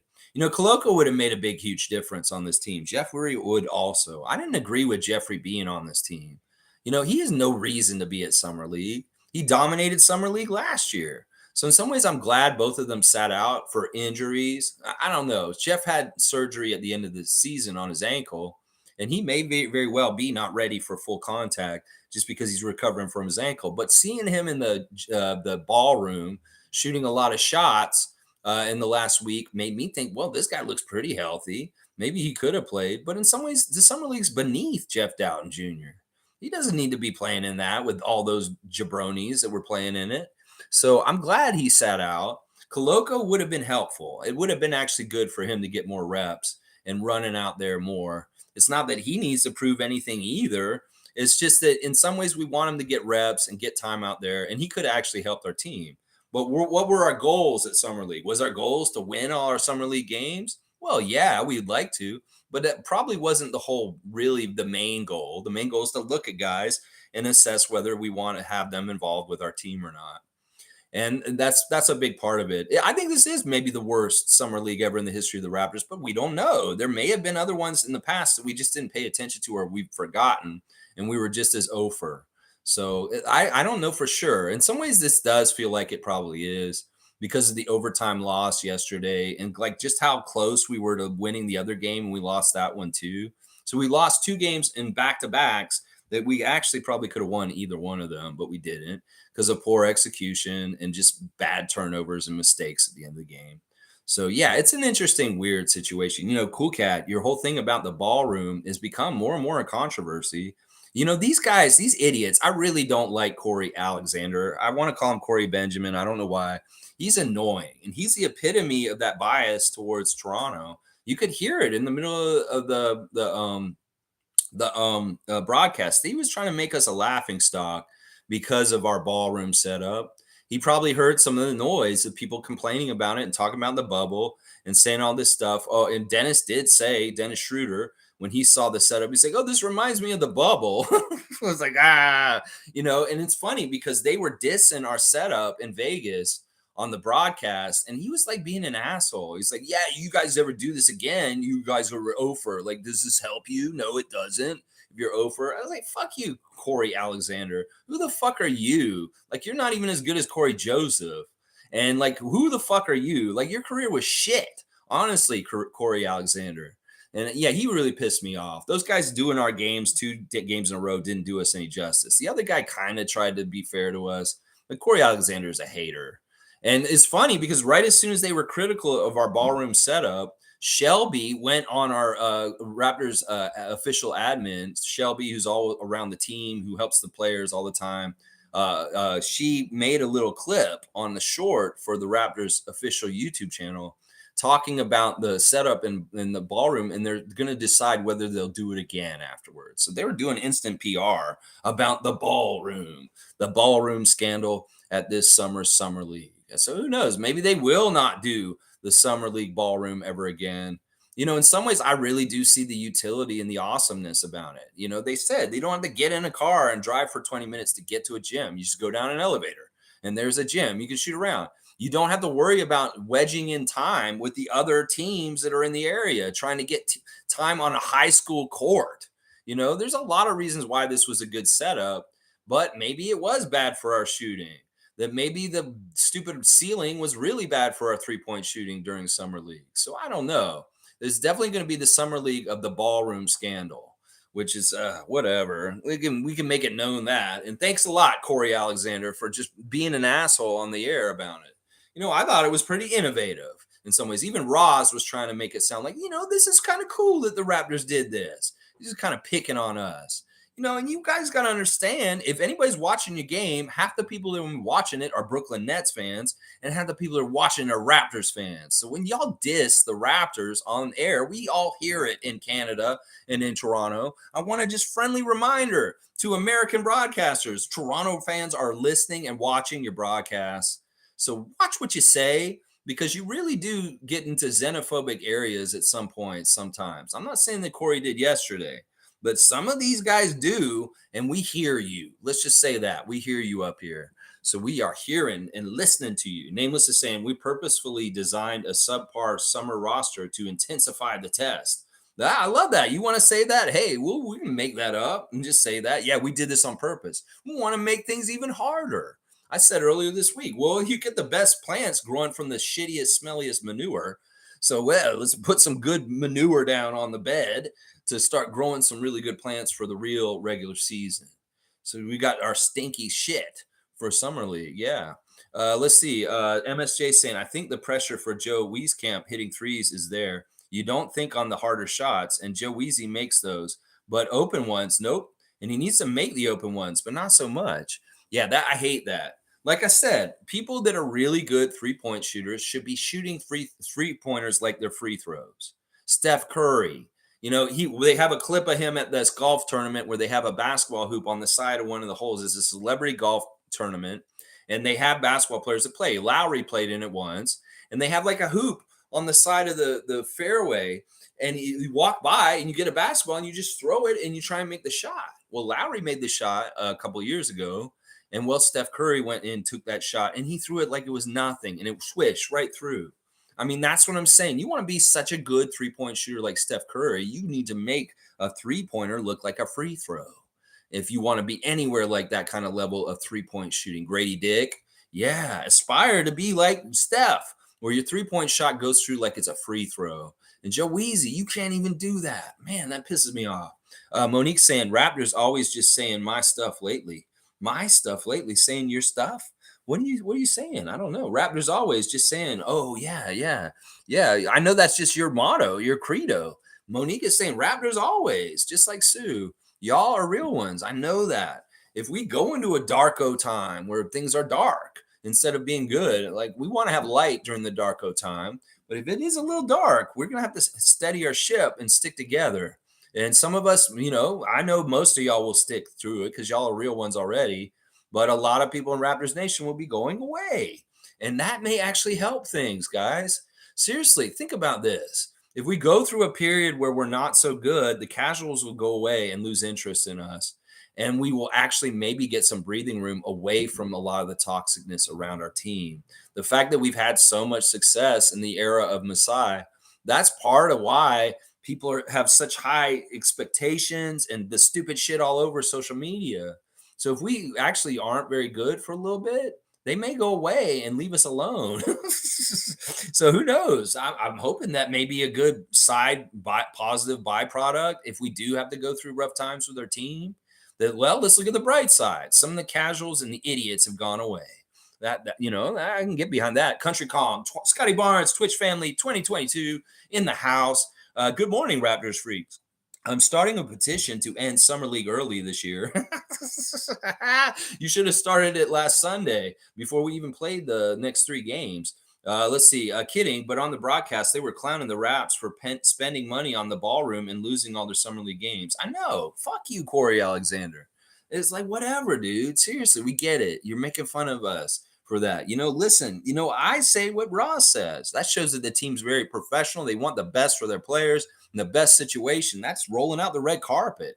Grady Dick and Marquise Noel, who just showed up, Dennis Schroder, they show up and they see how professional the Raptors are and setting up something like that, spending the money, giving a shit to do that. That says a lot, seriously. In some ways, make fun of it, make fun of our record. Well, we weren't a very good summer league team, but we were professional and classy as far as how we treated our players. You don't think that impresses Marquise Noel and Grady Dick and Dennis Schroder, even as a 10-year pro, that he shows up and he's like, wow, you guys really set up everything in here for us to need this. And the other guys that are around the team, like Scotty and Koloko and Jeff, these guys were using that gym also, even though they weren't playing in summer league. When they came through summer league to hang out and be in Vegas, Scotty went down there, OG went down there, Pirtle went down there. They all went down there and worked out on that gym. And it's good to have them to be able to be in there, and it's proprietary because it's just Raptor space. There's no Kings coming in at 5 to take over the gym afterwards. There's no Warriors coming in after that. It's like that's how the other teams had to do it. If we really talk about the alternative, it's the 29 other teams had to share middle schools and high schools and any other fucking gym in the area in Las Vegas and try and scrap out space. And they were having to come in and the Pacers are here right now. You guys got to wait another half hour. Oh, man, none of that for the Raptors. That's in the one way that you can look at it. And then also say maybe they're hating because they wish they had that set up. And it wasn't like that. I want to go see your setup then, Corey Alexander, who used to be a Spur, who used to be a couple other teams, from Virginia. What is your favorite team setup, Corey Alexander? You tell me. Tell me how they're practicing. What's going on with them? Yeah, that's what I'm saying. In some ways, it's hating because we went above and beyond. And that's why they're hating too. In some ways, sure, I get it. The result isn't that good, but what do you know? We care about what result with the summer league? Is it the record that most matters to us? No, it probably isn't. It's probably getting oriented and starting. We have a brand new coaching staff that's just starting to get their legs under them. So maybe they're starting to try and instill certain things with them and with the players and coming in. It may be more important than some of the things we were doing with our regular roster guys in that ballroom. Other than the summer league guys. So there's a lot more to it than just that. We're using summer league for a couple different things. So Cool Cat saying Moses Brown was supposed to be a project to develop years ago, but every time teams would block us from getting him, Oklahoma, Cavs, Clippers, and now developed him at all. And none have developed him at all. Wasted this kid's time. In some ways, I think it's his aptitude. In some ways, I don't think. In some ways, he's so close. He could do it, but there's some problems with him that just kind of hold him back. And I don't know what it is. I don't know what it is exactly without actually talking to him and getting to know him as a person. And I actually don't really understand why he's such a bad shooter. You have such long arms. You should have been working on this for a long time. Why can't you develop a 15-footer? Why can't you develop some sort of shot? This would really have helped you in your NBA career immensely. And nobody's actually tried to develop a 15-footer for you, Moses Brown, because you have none of that. You're really within 2 or 3 feet of the basket, and that's it. That's your range, and that's it. And that is really limited in this league. Jakob Poeltl may not have a three-pointer, but he can shoot it from 20 feet almost. He can take a shot from out there and he can kind of maybe make it. Yeah, I think they wasted his time too. And maybe he should have came to Toronto originally and he would be in a different place at this point. I think that's what you're trying to say, Cool Cat. Tom Duke is here. Good to see Tom Duke. Tom Dukey Duke. Ducarelli. Tom Ducarelli. All right, let me see. I got to get back. I'm just buying time. Tom Ducarelli. Ducarelli. All right. Where is the comment? Get back to the comment. Stop. Where are you? Okay, there we go. Yeah, Country Kong. That made no sense. I love the fact our organization went beyond any other to set up for success. Yeah, exactly. I love that the Raptors showed that. And like I said, they probably had these practice courts all ready to go from the Tampa experience in the bubble. that, they spent money on this. In some ways, that's an investment. They're like, well, we have these practice courts already made. Well, let's just pack them up and bring them with us to Vegas and use them. That's part of it. Is like, hell, they made these practice courts a couple years ago for when we were displaced. So why don't we get more usage out of them at this point? I think it's just smart. Randolph saying, good morning, beloved Raptors freaks. Blessings to one and all. Just want the front office to finish putting the team together for the new season. Yeah. Yeah, it's going to be fun. There's going to be some movement. I'd like to see some new names, some surprises. It could be very, very interesting. There's more and more trade talk with Dame Lillard coming to Toronto, gaining more steam in certain ways, and some very interesting ideas for trade packages. One of them has Scotty going to Portland to be with Scoot. So Scotty and Scoot, people can be so happy, and keeping our veteran core here. It's almost like we sacrifice our youth, it was Scott, to send and get Dame Lillard here with OG and Pascal and Jakob. That is actually not a bad team in some ways. I don't want to see Scotty go, and I really don't think this move will happen, but it is intriguing, the ideas that are being put forth right now. One thing people need to remember about Lillard is it's not exactly like Kawhi's situation, where if he got traded to us, he could leave next summer. No, he's under contract for 3 years. So it's not like a one and done. If we did make a trade for Lillard, he could be on this team for the rest of his career until he retires and really try and take a shot at winning a championship every single year while he's here. And that in some ways they were trying to pair Lillard with Pascal and OG in Portland. Well, those are two guys going there. Why don't we get him here? Because these two guys are already here. So there's some interesting murmurs and talk around Dame Lillard and the possibilities with Toronto all of a sudden. I don't advocate moving Scott at all. But if Bobby and Masai make certain moves in certain ways and they want to win now, I wouldn't be upset, because I'm all about the Larry O'Briens. And so is Dame Lillard. And him in a Raptors jersey would be really, really good. Trust me. It would be. It would be a good thing, just like Kawhi in one. Let's see. Seymour saying 0-4. Poor showing, but this season is one I'm looking forward to. Yeah, this isn't the season. This is a mirage in the middle of the Las Vegas desert in the middle of July. It's just a mirage. It's an oasis. It's not anything real. Your mind's playing tricks on you, Seymour, from the heat. Yeah, the heat wave across the country has made you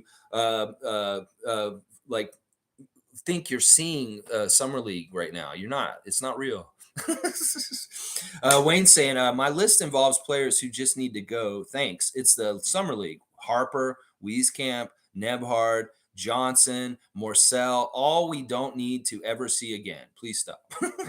He's like, mercy. He's wanting to close his eyes. Y'all are making him have to see. He's like, just let me go away. I don't want to see them anymore. Yeah, let's look at the team a little bit more in depth.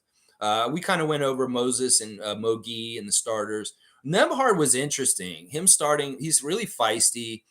There was 1 3 he made that I was really happy about. Him getting 9 rebounds was pretty impressive, but he shouldn't be one of the leading rebound guys for our team. It's too bad. 5 assists was nice. I like that. He had 5 assists and no turnovers, and in some ways that was really impressive. But in 27 minutes, he should have scored more than 6 points, and that was part of the reason why he wasn't one of my 3 stars. Nebhard is very talented. He's a baller. He can score, but he has a lot of deficiencies, and there are reasons why he did not stick with the league right on his first trip with Cleveland Cavaliers in his rookie year. Moses Wright got out there for a split second. He's very active, and it was interesting the shot he made. Now, this is a difference between Wright and Brown, the two Moseses, that Moses went out there and made like a 15-footer. And he looked really confident doing it. In fact, they set him up in a certain way on the sideline to hit that shot that they knew he's money from that spot. And I like that. Moses Wright showing confidence with his jump shot on the baseline and making his only points of the game other than the free throw that he made. But yeah, Moses Wright didn't play a whole lot, but I did like seeing him make that shot. David Johnson, another disappointing game. 2 of 4 from the field. He did not try a 3, which is probably right. 4 assists, 2 rebounds, a steal, 6 points in 15 minutes. Not a whole lot in that game. I did like him attacking the rim. He did have one play that was really sweet in that way. Dwayne Cambridge Jr., we finally saw him, or Desmond Cambridge. Sorry, not Dwayne. Desmond Cambridge Jr. finally got in the game. He was interesting. He showed a little bit of talent, but he also made boneheaded mistakes too. He wasn't fundamentally good, and that was too bad. He was 2 of 5. He hit 1 3. Him and Nebhard had some really good key threes at a certain point. 2 rebounds, 1 assist, 1 steal. No turnovers, a +3 with 5 points. But Cambridge, too little, too late. I know that you didn't get in play in other games, but in some ways you made mistakes, even in the little bit of time you were out there, even with the good stuff you did. Morcell, his worst game of the summer league so far, although he did get 9 rebounds. I like that. He was 1 of 7 from the field. He shot way better in the other games. He was way more consistent. I don't know. Daryl Morcell's a weird player. He's very interesting body for a guard, and I like him on the 905 level. In fact, I want him to be around for 905 again this year, just for continuity and experience and kind of being a vet on that level. But obviously, he's no place on the regular Raptors roster. But if he's still in our organization on the 905, I won't be upset. DJ Hogg, we talked about him already. For all that he did well in certain areas, he made mistakes also that completely led to us losing. So yeah, really weird situation with this summer league team, and none of them, get them out of here. Wayne's saying, get them out of here. We don't want them. We don't want them. Mike is saying, Tom Duke, facts. You have to think of ways to add more to things and try and find new ideas. Some work, some don't. Summer league is fine to try things. Well, like I said, it's orientating the new coaches staff, kind of getting them to work a little bit with each other. And, I don't even really think this is any of Darko's stuff. I think that like this team has not had the aptitude or the talent or the connectedness to execute any kind of true system that the Raptors are going to do in the regular season with the real team. And that what you saw in Summer League this week, you cannot like try and say, well, this is what we're going to do this year, because there was none of it that looked like it was cohesive or coherent or actually established. So don't take any clues about how Darko is going to run this team from Summer League. Please do not, because the personnel could not do anything that's anywhere close to the real Raptors roster and what they're going to be able to do with the system. So there may be some commonalities and general philosophies and themes about what they want to key on and what's important. Like Joe Weezy kind of talked about this after the game. He said that one of the biggest differences from last year's system and this year's system is that they're playing back and they're not being aggressive at the top of the key with the trying to get steals like Nick did with our guys, that they are very much packing the paint. And that was Joe Weezy himself. So that may be a difference in the philosophies between Nurse and Ray Chow. They didn't say his name right on the broadcast either. Say his name correctly. Summer League broadcaster bullshit motherfuckers. It's Rajakovic, not Rajakovic. I made the mistake too in the beginning too. That's just how we know where the casuals and the real ones are. If you can say Darko's last name correctly. Yeah. Let's see. Seymour saying people going crazy over the $120 hot dog at the Stampede. I might try one. What? You guys have $120 hot dog at the Calgary Stampede this week, and people are going crazy for it, like they want it that bad? What the fuck? Why is it so much money? Is it one of these weird gold leaf hot dogs, or it's a Nathan's original regular hot dog, but they just sprinkled some gold leaf on it or something? Does it taste good?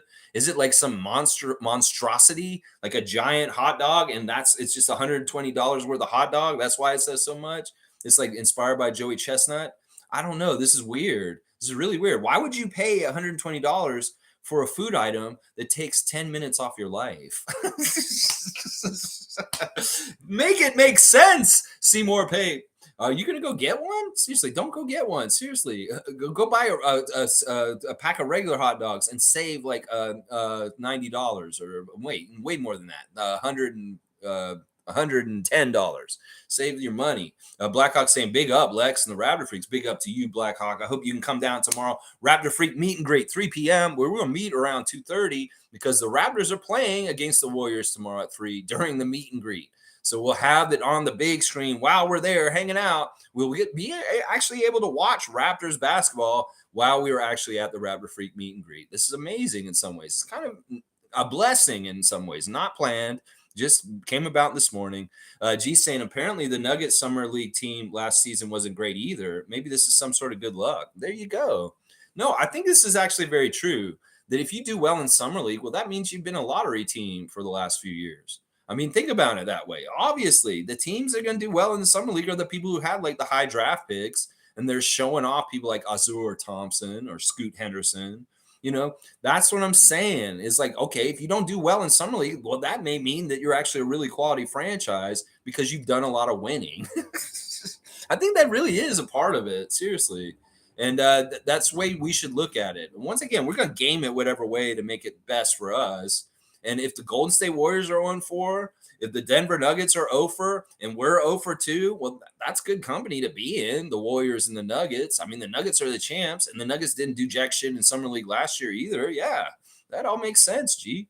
Country Kong saying, Tom, I agree. I think other players at Vegas who get a chance to see the Raptors ballroom would be impressed. They probably have to walk quite far just to get to a gym or court their team rented. Yeah, this is definitely true. They got to get in a bus. They got to go out in the 110-degree heat and walk somewhere to go get to the gym. That it's annoying. The Raptors are giving convenience. Maybe in some ways they shouldn't do that to the Raptors. Maybe they should make them walk in the hot sun. You'll be tougher, Raptors. Maybe we're being too soft to them. Maybe we should take that ballroom away from them. It's too cushy. Oh, you just got to go down an elevator, Joe Wieskamp. Maybe we made you walk 20 miles in the Las Vegas heat to get to your gym, and then you got to stand out there while a junior varsity basketball team from the high school is finishing their practice, and you got to wait for 20 minutes, and they don't even let you in the gym because it's proprietary what they're doing because they can't let the other middle school or the other high school know what they're doing, and you're standing outside in the heat. Yeah, those other NBA teams may have been jealous. Some of the hating is from jealousy. We know that. Drake gets hate because people are jealous. Michael Jordan gets hate because people are jealous. This is a phenomenon. So people are hating because we got a ballroom. Okay, keep hating then. That's all right. That's fine. Y'all got to walk in the heat. That's right. Monique saying, let's go, Pascal. Great words in the video teaser. I really like that Scotty is included in that teaser. That is really important. Seriously. And Siakam, man, you're so cryptic. Like, what are you doing, man? You're freaking some of the fans out. You're like, let me reintroduce myself. Like, dude, don't reintroduce yourself in another city all of a sudden. No, we ain't doing that. Tom Duke saying, I bet the front office are hustling up much more than just a fancy hotel setup. Yeah, I mean, they're pre-planning. They're doing nice things. Shelby cares. Let Shelby care. Let her do the things that she cares for the Raptors. Quit hating. You wish you had that Charlotte Hornets. Let's see. Mike saying, NBA champions on the Canadian team feels blessed. Yeah, Jamal Murray, that's a huge get. It was very kind of like iffy whether Jamal would come and be on this roster. In fact, he was maybe the biggest question mark, him and Dylan Brooks, because Dylan missed a couple things, and Nick Nurse was like, oh, you can't be on the team if you don't show up. Well, Dylan's still on the team, and you're not, Nick. And meanwhile, Jamal Murray worried about his workload, this summer, seeing he had to play all the way through the finals and win the championship. Sometimes guys do that, and they're not necessarily wanting to play more in the summer in like something like Team Canada in the World Cup. But he's showing that he's committed and he's coming in. I like that. Some people have said that Jamal Murray's commitment to Team Canada was wavering, possibly because of Nick Nurse being the head coach. But now that Nick is out, he's like, yeah, I'll come and play with Jordy, somebody I know from when he was assistant coach here in Denver. I have a very good working relationship with Jordy, and I'd love to come play for Team Canada this summer, even though I just won a championship and I should be resting. Well, I want to represent my country under a different coach, Jordy Fernandez. So I think that's part of it right there, that, Nick out made it easier for Jamal to come back and play for sure, because maybe he's worried about getting overworked or over minutes, too many minutes from Nick. He's like, oh, I got Jamal Murray. Ooh, I can really play him 38 minutes. Don't tell Iceman like Gervin. Fucking minutes terrorist. That motherfucker. That's right. That's why we have superheroes in this world. For villains like Nick Nurse It's like Batman and Joker, Iceman like Gervin, and Nick Nurse. That's right. All right, let's see. Okay, Zigo edits. Laugh out loud. Good to see you every morning, 9:30 a.m. We're talking Raptors at this time on this live stream on this channel. So I hope you'll come in and join us some more in the future. Tom Duke has got the Canadian Maple Leafs out. Yes, let's be proud. Be Canadian. I am proud. I am Canadian. I am Canadian. That's right. Stargate saying no Wiggins again. Yeah, no Wiggins. I guess. I don't know. Wiggins is such a weird one with this. Maybe, I don't know. Maybe is it because he's hurt? I don't know. Is it he's had a really weird year? Remember this. That he had a weird year because of his father's health. And that was something that wasn't really brought to light. Everybody was like, why is he not with the team, with the Golden State Warriors last year? Well, Mitchell Wiggins, his father, former NBA player, former FSU Seminole, was very sick with his health, and that Andrew was with him trying to help take care of him. And that was a big reason why he was absent.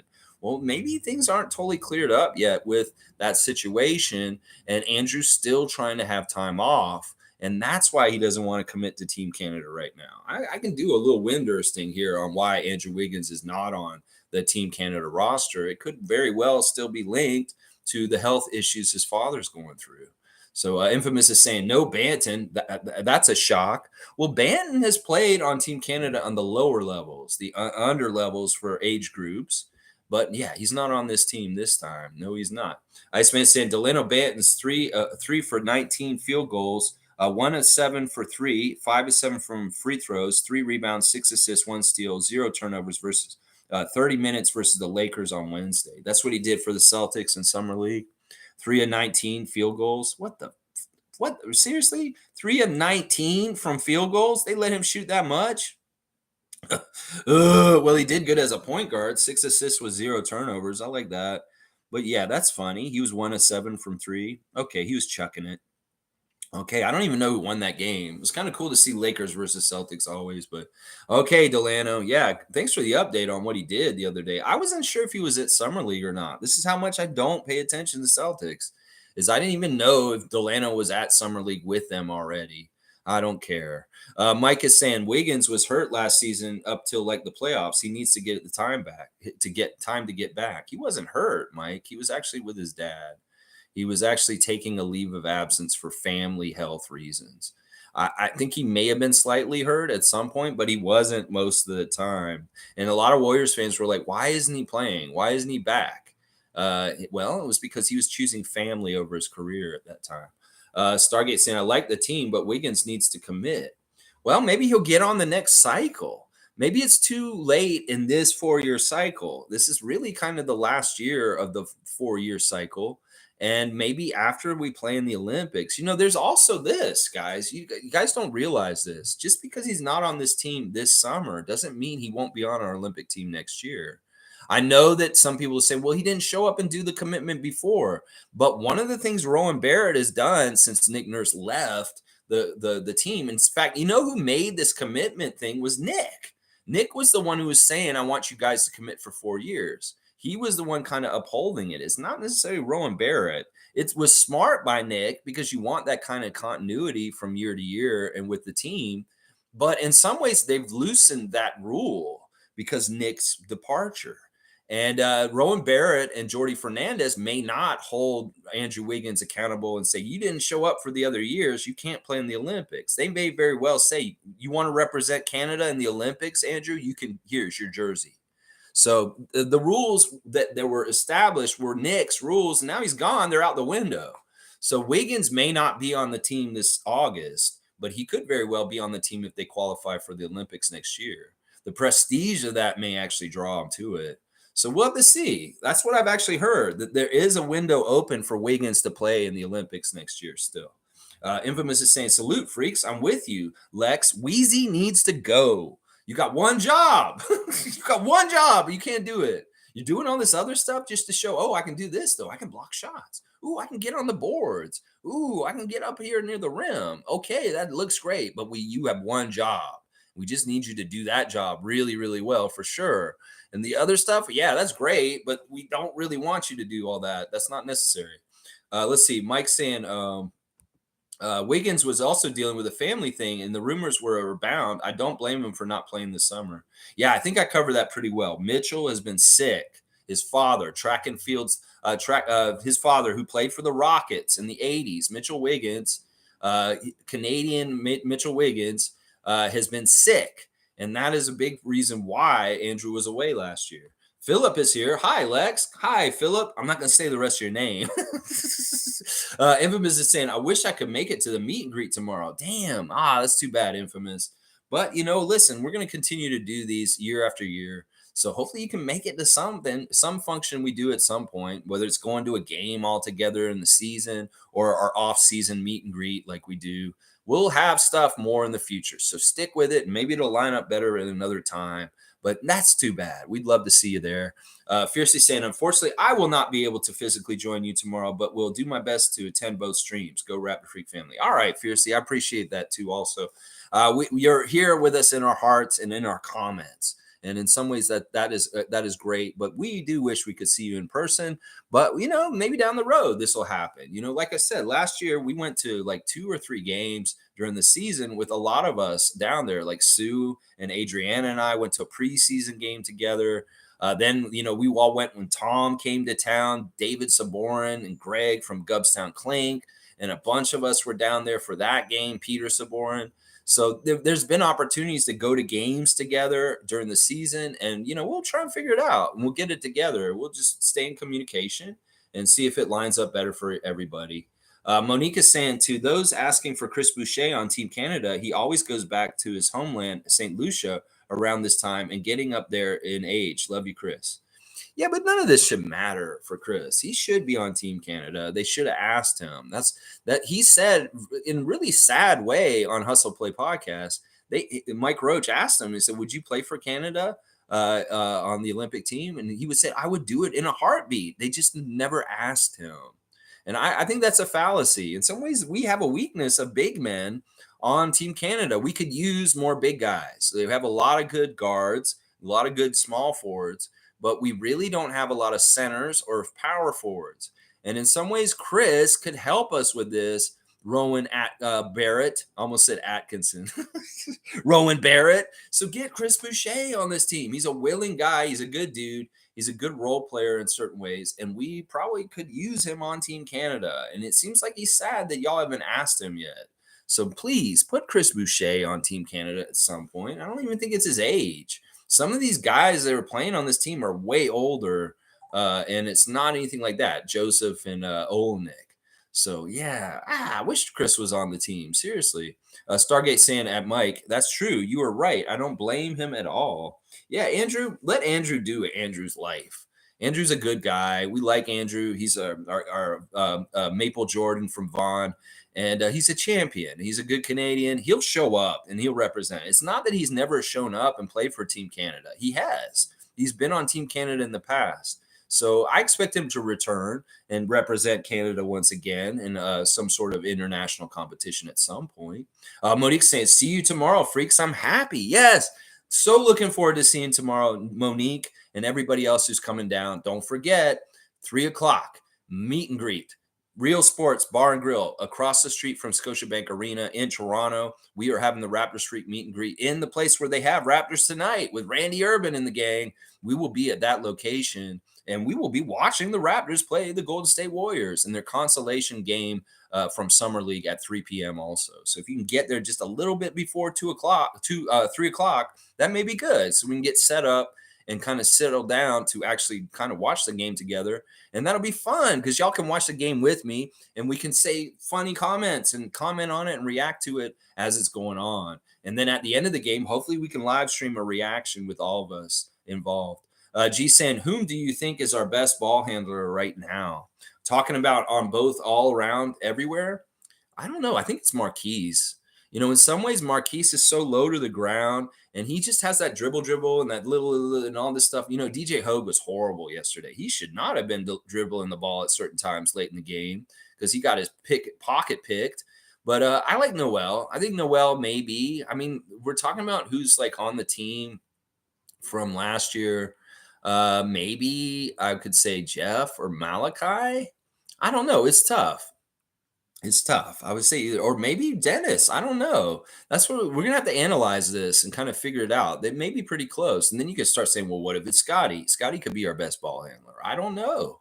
I don't really know. It's not totally clear.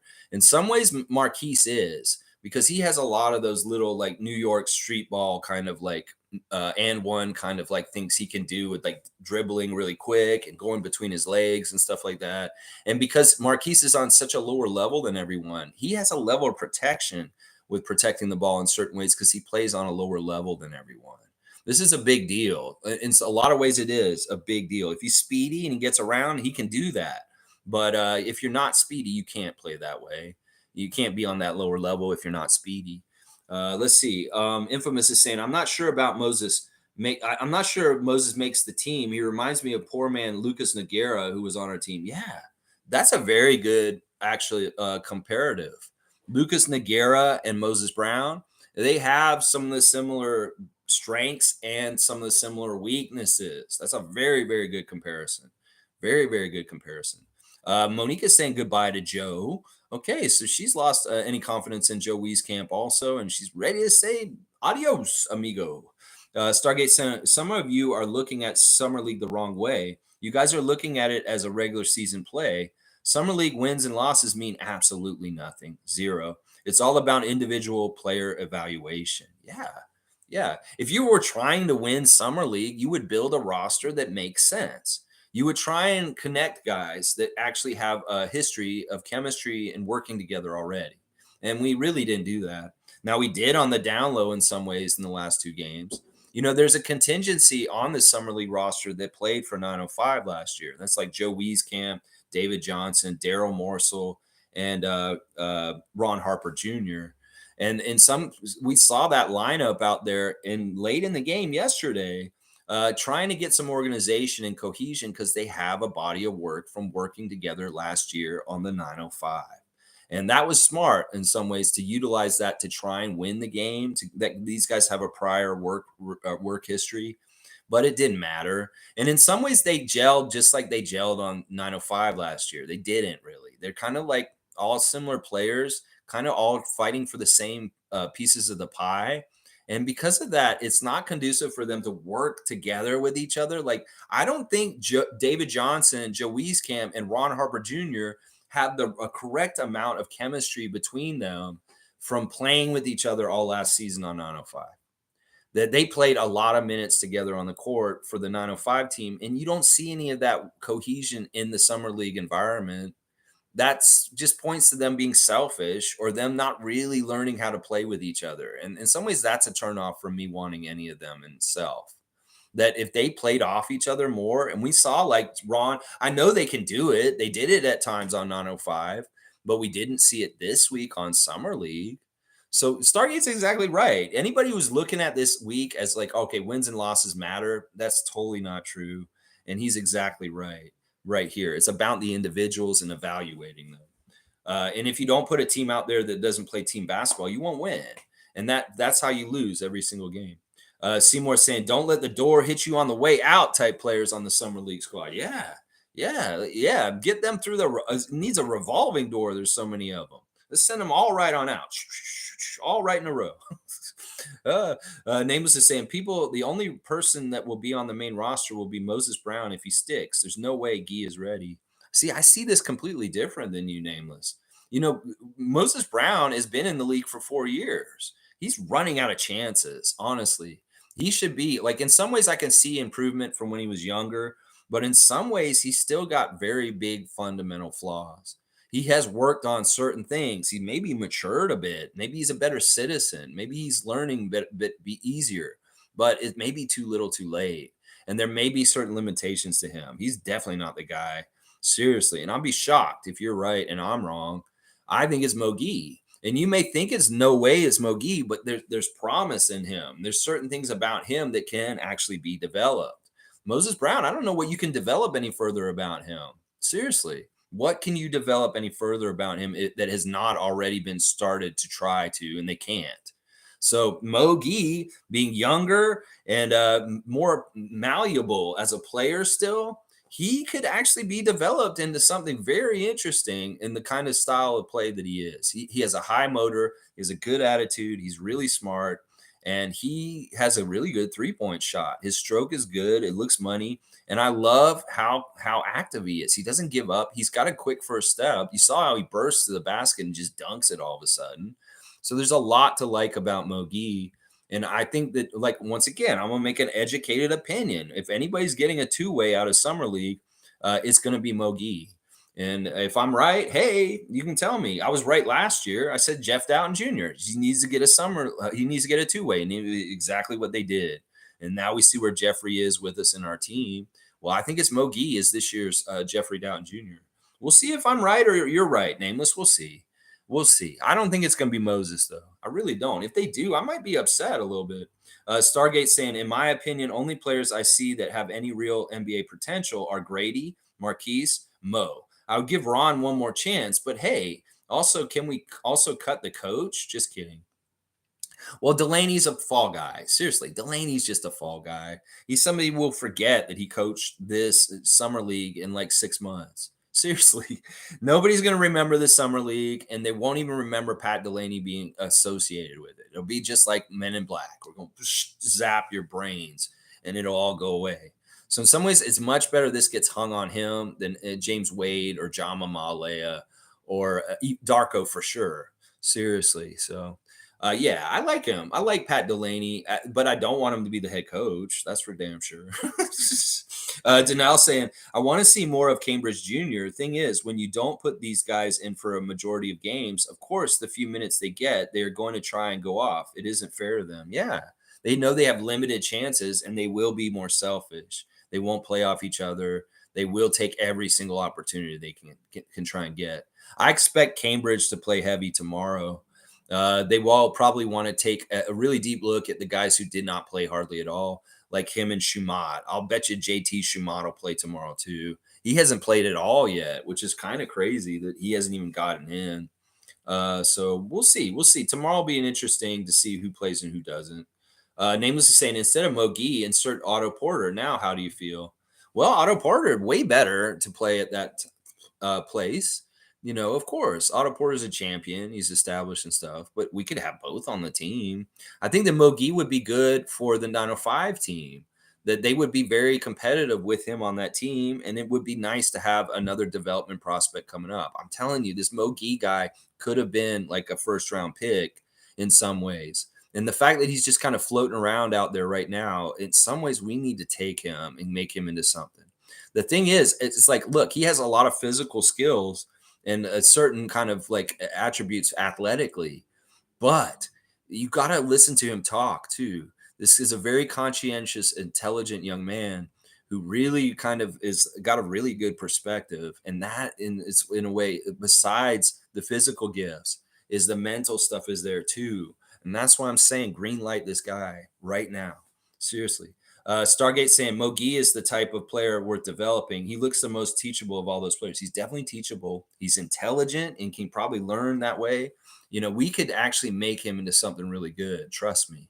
Seriously, he's a guy we want to get our claws in and get him around our team because we can see leaps in his game. Seriously. Seriously, he's already really, really good. He could be even better, y'all. Can be even better.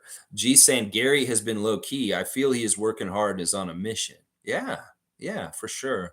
Yeah, Gary's always like that in the off season. We've seen him working out in beaches, doing stuff with his dad. His dad's very much one of his trainers that gets him going in the off season. Gary takes this very seriously. He sacrifices a lot around his life in different areas just to really make basketball the most important thing that eats up most of his time. He's not exactly who people think he is. No, he very much said publicly he's not interested in romance with women because he has to work on his money and making the NBA and doing as best as he can. And, it's interesting. It's interesting how, the money and the allure and the distraction that can be. Well, he's very focused and he does not want extra problems around his life with like heartache and, women messing with him, messing with his heart. So he bypasses all that. So he's, I really do believe. I don't know if he probably maybe dates somebody or maybe he sees somebody here and there, but I don't think so. Maybe not. That's how much he is. He's like a monk for basketball in some ways. That's how much of a mission he's on. Gary Trent could get a lot of different women everywhere he goes, but it may be that he's like, I don't want them to suck my energy. I want to stay focused. I want to stay driven. This is not why I'm doing this. Infamous is saying we need to keep in mind that the scouting staff is also watching other teams for players we can invite. This is how we got Terrence Davis.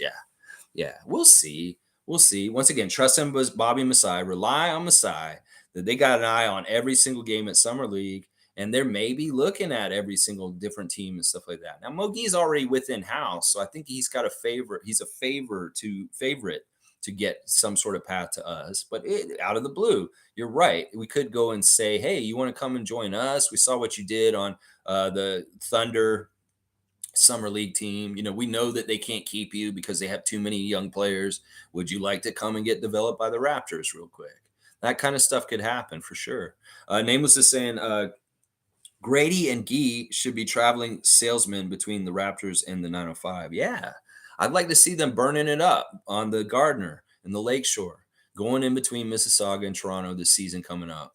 I want to see these guys get as much run on both ends as much as they can. That may not play as much for the regular Raptors, but I definitely want to see these guys starting and playing main minutes in 905.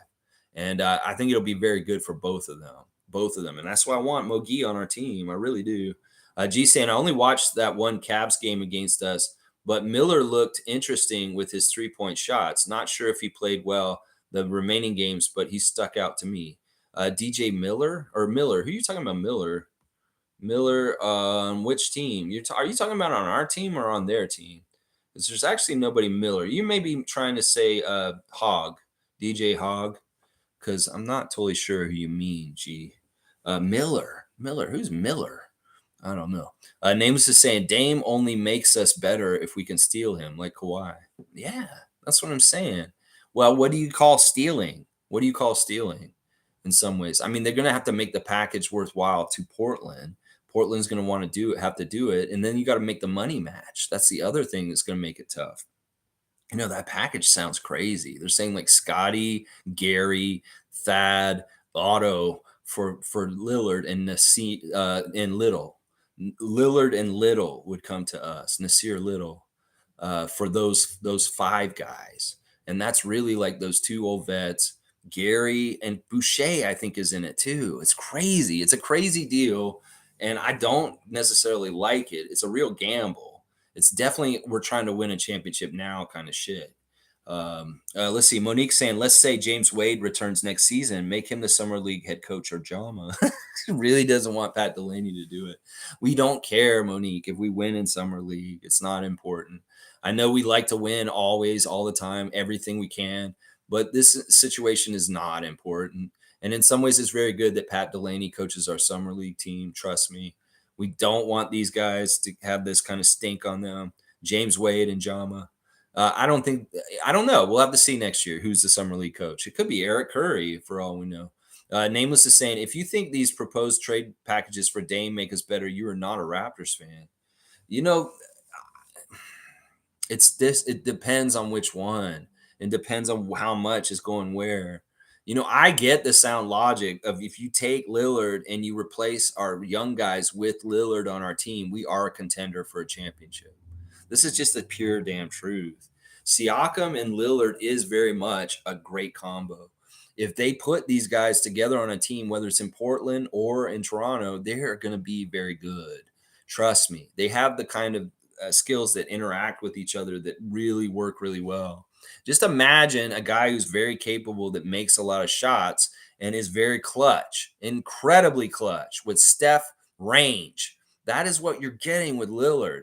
And this is the thing. You got to understand with Lillard, he's all built up from years in Portland to really fucking want to win. And that's the thing. He gets in a better situation. He gets some guys who can play defense around him, and he's taking care of the big offensive clutch stuff. That's a winning kind of thing. Seriously. It may sound crazy.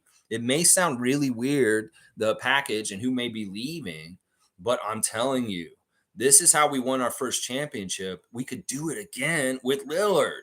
I'm serious. He's that hungry. You think he's fucking around with the rest of his NBA career to not try and win? That's why he wants to go to Miami so bad, because he thinks Miami's his best chance. But in some ways, he's wrong. It isn't his best chance. In some ways, we're his best chance. So, I mean, I get what you're saying. I don't want to trade anybody, but I'm exploring these ideas and what people are talking about with this trade buzz. And in some ways, it makes sense. And in some ways, it could actually lead to our second Larry O'Brien. Seriously. It's going to be weird. We'll have to see what happens, Nameless. Either way, we'll have to see. Stargate saying, I'm totally convinced those YouTube channels are being paid by certain entities to push these negative Raptor narratives. The next narrative will be Fire Masai. Watch. They're already doing that in a lot of spaces already. There's a lot of that already. This is definitely somebody we need to defend. We got to realize Masai is part of what makes us a threat to win at any time. And that's why they're trying to dislodge him from his position. You know, it could very well be people in our own organization are trying to kick Masai out, people from Ted Rogers' area in the organization. And that is why we need to be vigilant about this also. It could very well be that some of these YouTube channels are being paid by Rogers and Ted Rogers III to cause this because he hates Masai making so much money in this organization. So, yeah, we do need to be cognizant that there are entities that are being manipulative in certain ways, and they may be trying to destroy the Raptors in certain ways also, whether it's hockey in Canada, whether it's Rogers himself, the person and his company, whether it is, outside forces of teams and fan bases that hate us. There's all kinds of different forces doing this. Name is saying, bro, let me tell you, Chev is whack. Now you know. Yeah, that kind of pissed me off that he did that. You know, Dennis hasn't even shown up yet, and you're already calling him Darkwing Duck and just kind of being disrespectful. There's no need to do that. It's not that Dennis thinks he's coming here like Tina Turner and he's going to be another hero. No, he's coming here to help our team that was dysfunctional last year with leadership. And it's not like he's going to be a ball hog and he's going to be like everybody's going to hate him because like they hated Fred. That's not going to be the case with him. Trust me. This guy knows how to balance getting the ball to LeBron and Anthony Davis in the last couple of years. He knows how to balance getting the ball to Scotty and Pascal. Trust me. Yeah. Stargate saying, yeah, I like Chev, but he was out of pocket with that one. Yeah. It's like the first clip I've watched of his in like a year. And I was like, oh, he's talking about Dennis. I want to see what he has to say about Dennis coming in here. And it was all negative. And I'm like, why are you doing this, Chev? Seriously. There's no reason to come after Dennis Schroder right now. He's a Raptor, and we got to give him a chance. And he's going to be badass for us. You're going to fall in love with him. And you're going to eat your words, and you're going to kind of feel bad for making fun of him this summer. Seriously. And it's like, seriously, Darkwing Duck is not a nice word. I understand, Chev, you're a black man yourself. But really, come on, man. Seriously, that's not cool. You know, just because he's a darker black man, you can call him Darkwing Duck. Seriously, that's not right. That is not right. Let's see. Trevor's saying Pascal is not going to none of those teams for those fans who think he is wishful thinking. Yeah, that's what Christian Siakam got caught saying on a live Instagram recently, saying they think we're fucking going to Atlanta. Ha ha. No way. That's what they heard him say. That was Christian Siakam caught on an Instagram live saying they think we're going to Atlanta. Ha ha. Fucking right. No way is what he said basically. Seymour saying, Nameless, why you say that? Nameless is saying about Chev. Well, because he's making fun of Dennis Schroder, and he didn't need to do that. He put out a clip yesterday putting down Dennis, and it's like, dude, Dennis is a Raptor. He's coming to play with us. He's going to be good. Just like, don't start weird narratives like already, Chev. Come on. Let's see. Stargate saying that Nameless. No, he is not whack. He's just wrong sometimes. Like everyone else. He was wrong with the Dennis take. I don't agree with Lex a lot of times, but I don't call him whack. There you go. Yeah, see, I think that Chev is mostly really positive and good for Raptors Nation. It's just sometimes he misses the spot. And like Stargate says, I do too. I mean, I'm not right all the time either. And I do step in it sometimes too. definitely am wrong sometimes. And also, I may say out of pocket things too, because I have blind spots also. I just think Chev's just fallen in a blind spot with Dennis Schroder and how he's talking about him. And I don't agree with it. Infamous saying, Lex, I think what Chev was saying about Dennis is coming to a new team and automatically assuming that role by passing the current leadership on this team. But I see your point as well. Now, I know what he's trying to say. I know part of it is that he thinks that Dennis thinks he's going to show up and just be a hero and take a lot of shots and try and be a scorer for us, and that's not true. Dennis really understands his role and his strengths, and he really measures himself as far as like not like being like a ball hog. He's not a ball hog at all. In fact, I have utmost confidence he may actually set up our guys a little bit better than Fred does at times. So that's the thing, and I think in some ways this is semantics, a little bit of difference. But I'm like, don't worry about Dennis. He's a pro. He's been in this league for 10 years. You can't stay in the NBA if for that long if you're not really good at working with people and you're a good pro. And obviously, Darko very much values him. So, maybe that's part of the problem too, is that people are already seeing like Darko and Dennis's relationship as a threat to Scott because Darko really does really know Dennis and Dennis really knows him and they trust each other and they can work together and they're maybe inferring, oh, well, means this is the next guy, like Fred, instead of Scotty. What about Scotty? Scotty. I think that's where this comes from in some ways. It's not like that. Dennis is going to help Scotty a lot, trust me. And I think some people are worried about it from that way. Yeah, Nameless saying Chev will say what Chev thinks will sell. Yeah, in some ways that may be part of it too. That may be part of it right there. Monique saying, I'm glad Christian Siakam made those comments to shut up the haters. Pascal over everything. Yeah, good for you, Christian Siakam. We want to just know. Guys, extend Siakam, please, today. And then it'll shut so much up. Stargate saying at Mo, what comments did Pascal's brother made? He said, they think we're going to Atlanta, and then he laughed. He said, we're not fucking going to Atlanta. This is what he said. Mike saying, if it bleeds, it leads. Culture is about worrying people so they continue to get updated until it's resolved, but another issue comes up. Straight facts on media tactics, Lex. Yeah, it won't keep you unsettled. Well, I'm just going to stay calm, cool, and collected and just know the truth and project truth that our Raptors are run very well. We're on our course. Maybe people are impatient because they want things to happen really quickly or all this kind of stuff. I won't be like that. I'm just going to go through the process with the team as it is and as it's supposed to in the way that is preordained on our destiny going forward. And if they're going to try and make all these crazy stories that I'd be worried about, I'm just going to not listen to them. I'm going to think about the team, where they are, analyze them, and say, well, they're in pretty good shape. They got good chances to win. They're improving. And I'll look at that instead of all this other bullshit because it's just going to be the new, fresh flavor of it. When the old flavor goes away because it's already debunked, then they'll find a new flavor of what they want to put out. And Mike is exactly right. Stargate saying Coloco, Grady, Ron, Marquise, Jeff. That's a pretty good lineup for Summer League. Yeah, if those guys had been healthy, that would have been a good lineup. And that's the one I was projecting. Not with Jeff, though. I didn't project Jeff to be at Summer League. I really didn't. I thought it was going to be Coloco, Grady, Ron, Marquise, and David Johnson was going to be like that kind of lineup without Jeff there. Because I really honestly don't think Jeff Doughton Jr. needed to play in Summer League, whether he was injured or not. He shouldn't have even been included on the roster. He's at a certain point in his career, he's above it. He's proven too much, and he doesn't need to play at Summer League. There's no reason for Jeff to be there. Blackhawk saying Chef's point is to get to know the guys instead of coming in blazing. Dennis exposed his coach as his favorite. Not a good thing to do when the coach needs to build relationships with the team. Yeah, but this is coming from a standpoint of like scarcity. It's like, oh no, he already knows him. No, this is good. We need trust between a point guard and our coach right away. This is very helpful. We don't know how much Scotty's going to trust Darko right away. So in some ways, we need that prior connection of Dennis and Darko to help with initial stuff.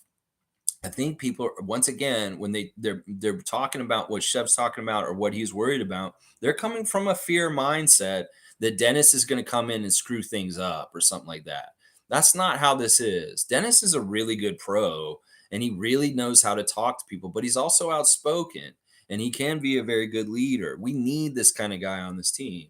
And anybody's worried about him coming in as a Johnny come lately and throwing his weight around, well, he is allowed to. This is, once again, there's a disconnect between respecting veterans who have done it and been in the league for a long time right now. I don't understand this. Dennis Schroder is a proven commodity in this league who's played for 10 years. He should get respect for that. He should be looked at as a leader for that. And anybody's worried about him coming in and stepping on toes or anything like that, well, maybe they should be worried because they're part of the problem. That's the way I look at it. It's like, this dude's going to help our team. I know it. And anybody who's threatened by him, well, maybe you need to look at yourself in the mirror and figure out what you're doing wrong to make you feel like you're threatened by him. How about that? How about that? He's a 10-year vet. He deserves respect right from the start. And I disagree with Shev's take. Let's see. Monique is saying, we're not going to Atlanta. Fuck that. Yeah, that's what he said. Danal saying, I'm over Ron and David Johnson. Ron is way too inconsistent and unreliable. I think I'll give him one more year on 905. I do not want him on a two-way. He can play on 905. If he shows strides and growth there, maybe we reevaluate next summer, bringing him back on a two-way the next year. But this year, we should not waste a two-way on Ron Harper Jr. He needs to develop on the 905 level even further in certain ways. And I'm with that. Now, as far as David Johnson, this has been 3 years. He is the exact same player as when he showed up as a rookie. I have not seen very good progress or development with him. In some ways, I say cut strings with him. That wouldn't be a big deal. Now, if they want to have him for continuity and that doesn't cost anything and they want to keep him around, so be it. That's fine too.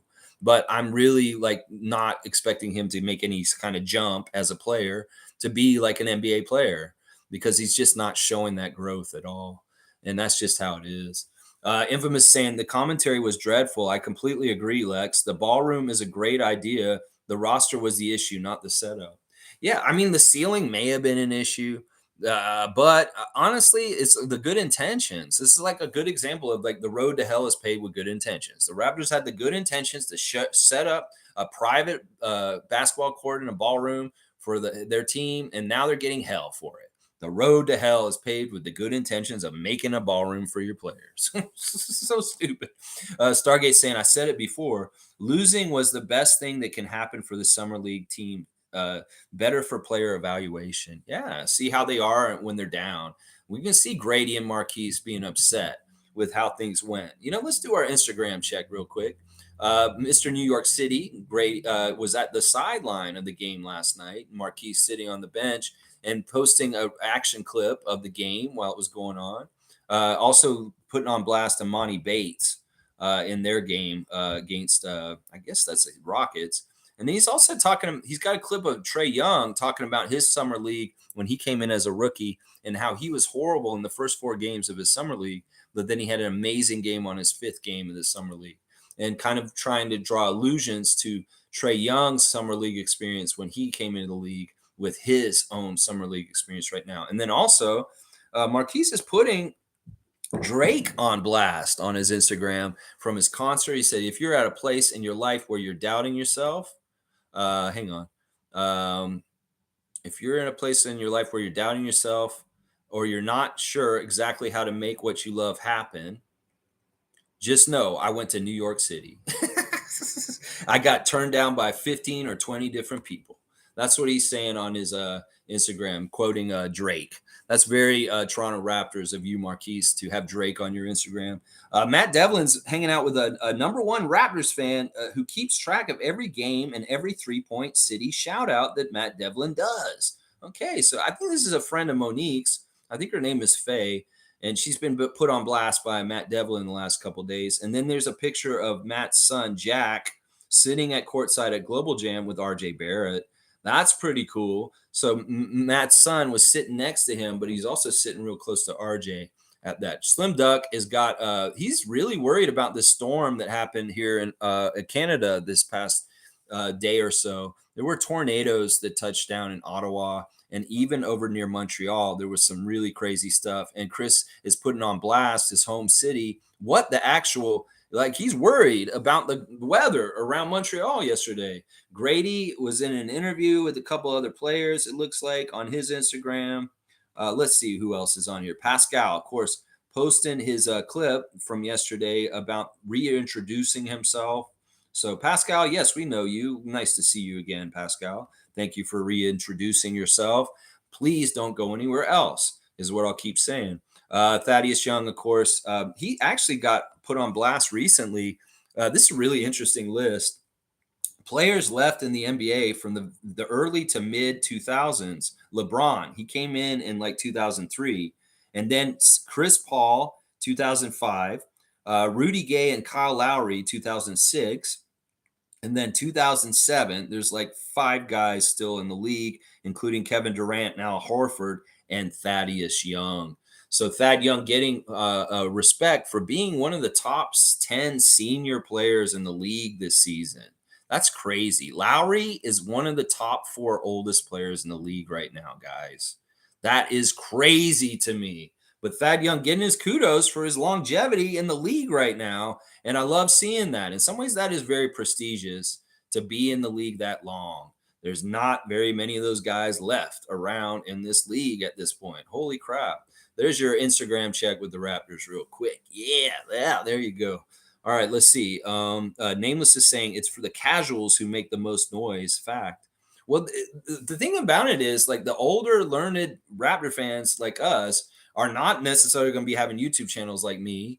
It's going to be the youngsters who are into the technology and the Instagram and the Snapchat and everything else. And on Twitter, they want to be professional Twitter trolls, and they're the ones putting the content out and all the buzz all over the place.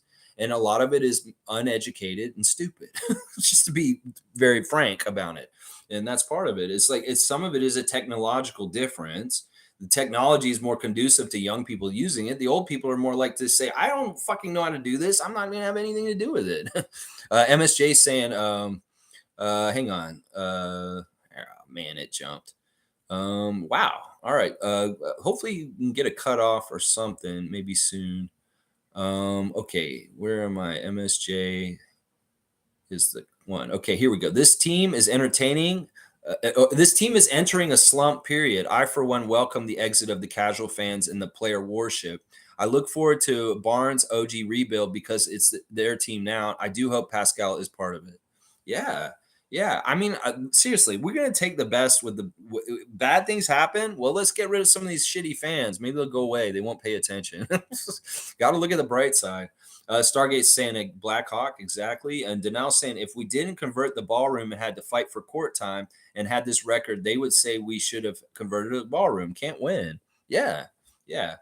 Either way, it doesn't matter. The way Corey Alexander and that announcer were talking about Summer League, whether it matters they win or not, they kept saying if the Nets win, they will be 3-1 and competing for the semifinal spot. Like, this is prestigious or something. Nobody gives a shit. Seriously. In some ways, like they were kind of like intimating the other day when Joe Dumars was on the broadcast that maybe they should pay the players at Summer League. And I'm like, why? Why the fuck should they pay them for this shitty fucking quality of play? Seriously. And like, no, you shouldn't pay them incentives to win Summer League because in some ways it's not totally fair, the teams that are at Summer League and how they're put together. Some of these teams very much have a core that played together last year on their G League team that is part of why they're successful at Summer League this year. Not all the teams have that. And it's stupid to incentivize Summer League like that. The incentive of Summer League is to get a job. It's not to make money. It's to get a job, to make the money. It's not just to make a lump sum, $500,000 or something like that. Let's see. Stargate saying at MSJ, I disagree. There's no slump period and not a rebuild around here. Yeah, I don't think it's going to be a rebuild. I think we will have ups and downs. I think we will have like failure, but I think we're going to find success from that failure. And that's going to be the interesting process, is that some fans are really going to have impatience and going to be really unreasonable about what they want from our Raptors with Darko. And yeah, they can just go away. They can be noisy and annoying. That's fine. That's going to be the real test. So you see who really supports this team and who just wants to criticize something, just wants to put something down, just wants to kick something while it's down. We'll find out real quick from how they talk about whether we win or not. Watch. You'll see. Let's see. What happens in Vegas stays in Vegas. That's what Denial's saying. I like that. MSJ saying at Stargate, I hope you're right. I do think it will be a growth year if they decide Barnes is going to be a guard full time. Going to be a lot of mistakes and growing pains, but the payoff might be huge. I wanted to kind of like half and half, do it like not totally just throw him into the deep end. That in some ways that'll really could hurt his career if we do put too much weight and responsibility on Scott too quickly in this way. He's going to have a whole other level on him just because Fred's absence. There's going to be certain pressure on him that's different this year than the last 2 years. His first year, he had no pressure. He could just be a rookie and have fun and play and have a good time. Last year was tougher. There's more expectations. He heard more noise about him not improving from his rookie year with his stats. Well, there's going to be even more of that this year. Just because Fred's not going to be there taking a part of the pie, everybody's going to expect Scott to make a leap no matter what. And that may not be totally fair for him. And that's what I'm saying. We got to really be measured and smart about what responsibilities we put on Scott. It's not fair and smart to do too much too quickly. And it should be very kind of natural and make sense. And he be showing the growth to show that he's ready to take more responsibility before actually putting the responsibility on him. That's usually what you do when you're developing a young NBA player. They show that they're ready to take on more responsibility. They don't just get it lumped on them before they show it. And that's what I'm worried about with Scott. He has to show that he's ready to carry the load and be that guy. But when he does, I'll be like, all right. Or if they throw him in the deep end and he's just really thriving, and then I'll be like, all right, he's okay. That's what I want. I want him to succeed and I want him to hit it out of the park. But there are areas where he could fail and it could look really bad and it can hurt his confidence in his career. So this is a tightrope that a lot of Raptors casuals do not understand. They're just like, yeah, just give it to Scotty. He's going to be great. He's going to be fantastic. You don't know that's for sure. And you don't want to ruin his career path just because you're rushing things. This is what I'm trying to say the last couple of weeks is y'all need to be careful with pushing Scott too quickly. And I'm not about that. I'm not about that. We need to not mess him up because we pushed him too hard too early. But you know what? If we throw him in the deep end, they decide that's what they want to do, and he thrives, I'll be so happy. It's not that I want to tether or stop Scott. I just want him to be successful on the schedule that makes the most sense for him. Let's see. G's saying if they're going point guard Scotty, he has some work to do and needs to focus on getting his limitations better. Being a full-time leader is work and a distraction. People need to chill with all of this. Yeah, seriously. When we say leader, and it has to do with the Raptors, it's going to be a whole committee. It's not going to be just singularly one person. And anybody who thinks this guy's just going to be the C and he's just in charge of everybody, he's going to tell everybody what to do, you're crazy. You're absolutely crazy. Stargate saying, MSJ, the issue is that most you are still perceiving this team as Nick Nurse-led team. You're completely ignoring the fact that there's a totally new coach with a new philosophy and structure. This team will not play anywhere near the way it played last year. We'll have to see whether it's good or not in this way. Like if it's positive and we're winning more because of it, or we are losing partly because we lost some of like the reputation and quality around Nick and how he runs his team is something that's real. And I already kind of feel like it's kind of gone in certain ways, like kind of the reputation and the aura around a Nick Nurse coach team is something special. It's undeniable. He built that, but in some ways we don't have that at this point. Darko's got to prove his aura and reputation to how he does his team. And until that, I won't feel totally sure about how we're being coached until I get more evidence that it is smart and sound and intelligent how we're being run. So we'll have to see. It is a lot of question marks and nothing's for sure yet. Cool Cat saying, I was thinking that hotels could have a proper basketball gym and training room in the basement or a side building with the proper design and dimensions. Ballroom ceiling is lower than gyms. I don't know. Like it's deceiving the dimensions of that gym because it's so busy and active in there. It may not be that far off. But, the thing I will say, not totally about the height, because I get that's the biggest part of what you think is the problem is. But the busyness of the ceiling with the patterns and stuff like that, that can also be a factor in it. The ballroom lighting is totally different too than a lighting in a gym. You may not see things. There's way more patterns on the walls around. There's a lot of different ways other than just the height of the ceiling that the ballroom may not be the best place to be working out in because it's just a very active interior space. Does that make sense? And also the lighting may not be exactly right. I was thinking about that more. But, I could also say that ceiling may be higher than it looks like just because of the way they shot the pictures of the camera. It may be actually higher than it looks like. It may be kind of optically looks like it's very close, but it may not be actually. I don't know. It's weird. I don't necessarily want them to be in ballrooms anymore either. I think at this point, it's kind of like, yeah, everybody got a bad traumatization from the bubble. And seeing this kind of setup, maybe like, yeah, are we back at this again? Ugh. So maybe they won't do it again. MSJ saying Team Canada is going to play small ball. SGA, Murray, Barrett, Brooks, and Olenek, Dort, Joseph, and Powell off the bench. At Stargate, yep, we could all be in for a winning season if Scotty and OG make a leap. I think we're going to have a winning season. If we get 42 wins, I'm going to say this year was a success. We just got to get one more win than 500, and I'll be very happy, and that'll be enough for me. Seriously. Considering all the changes this offseason and the fact that we improved from last year, that would be really big. I don't know if we're going to play small ball.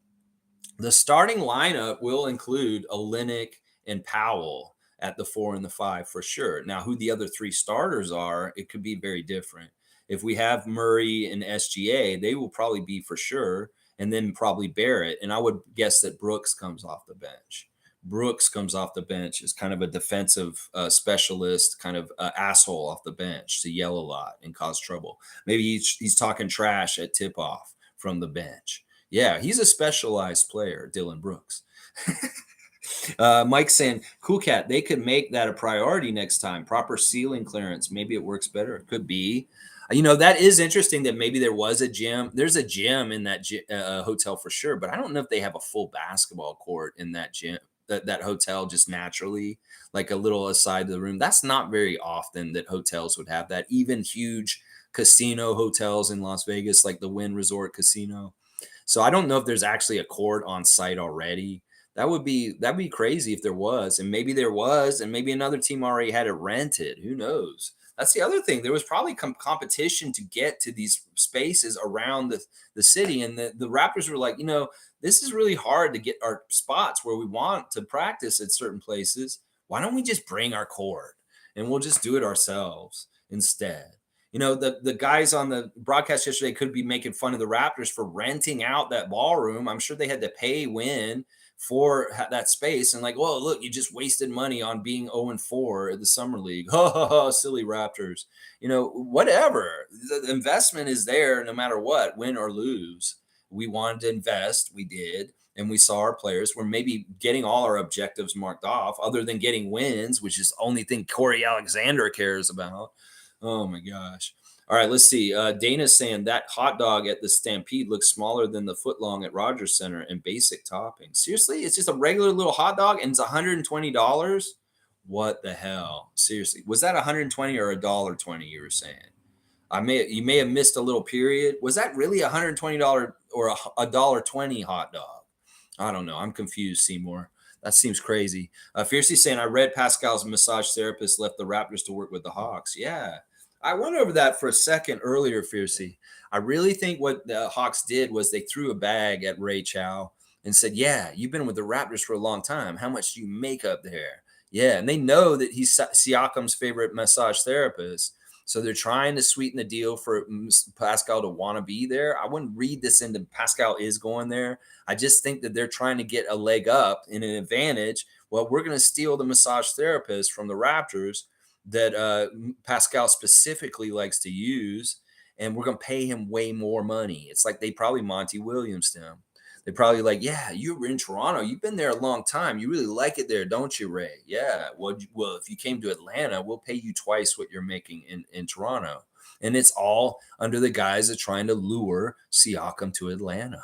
So I think that's what happened, Fiercey. They just gave him a bag and he couldn't say no to, and he went to Atlanta now. But that doesn't necessarily mean Siakam's going there.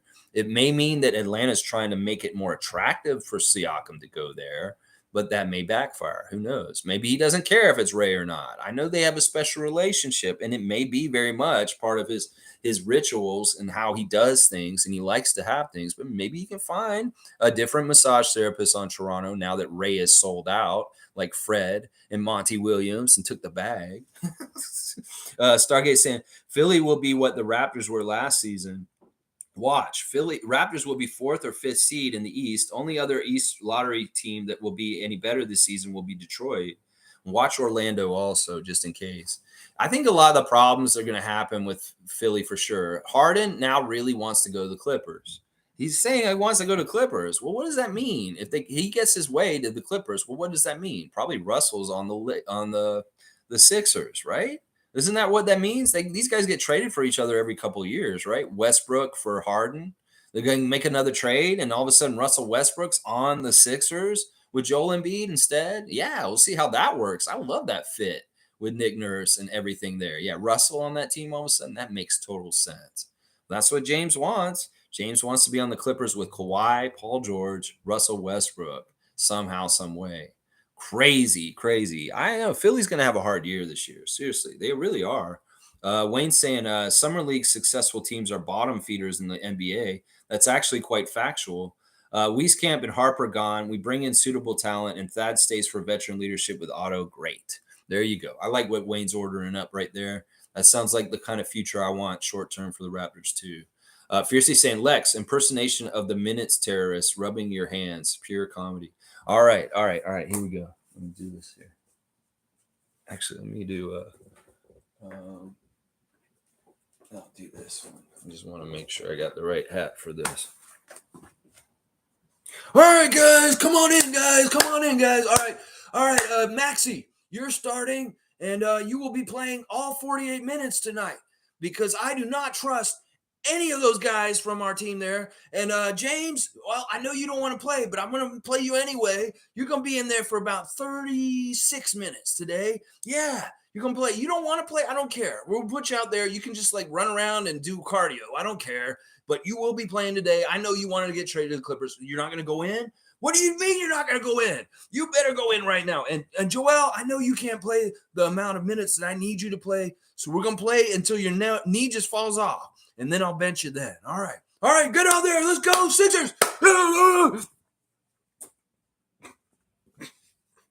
All right, is that the minutes terrorist right there? I think we know who that is. Trevor's saying, I don't like how they didn't ask Chris. I don't like that either.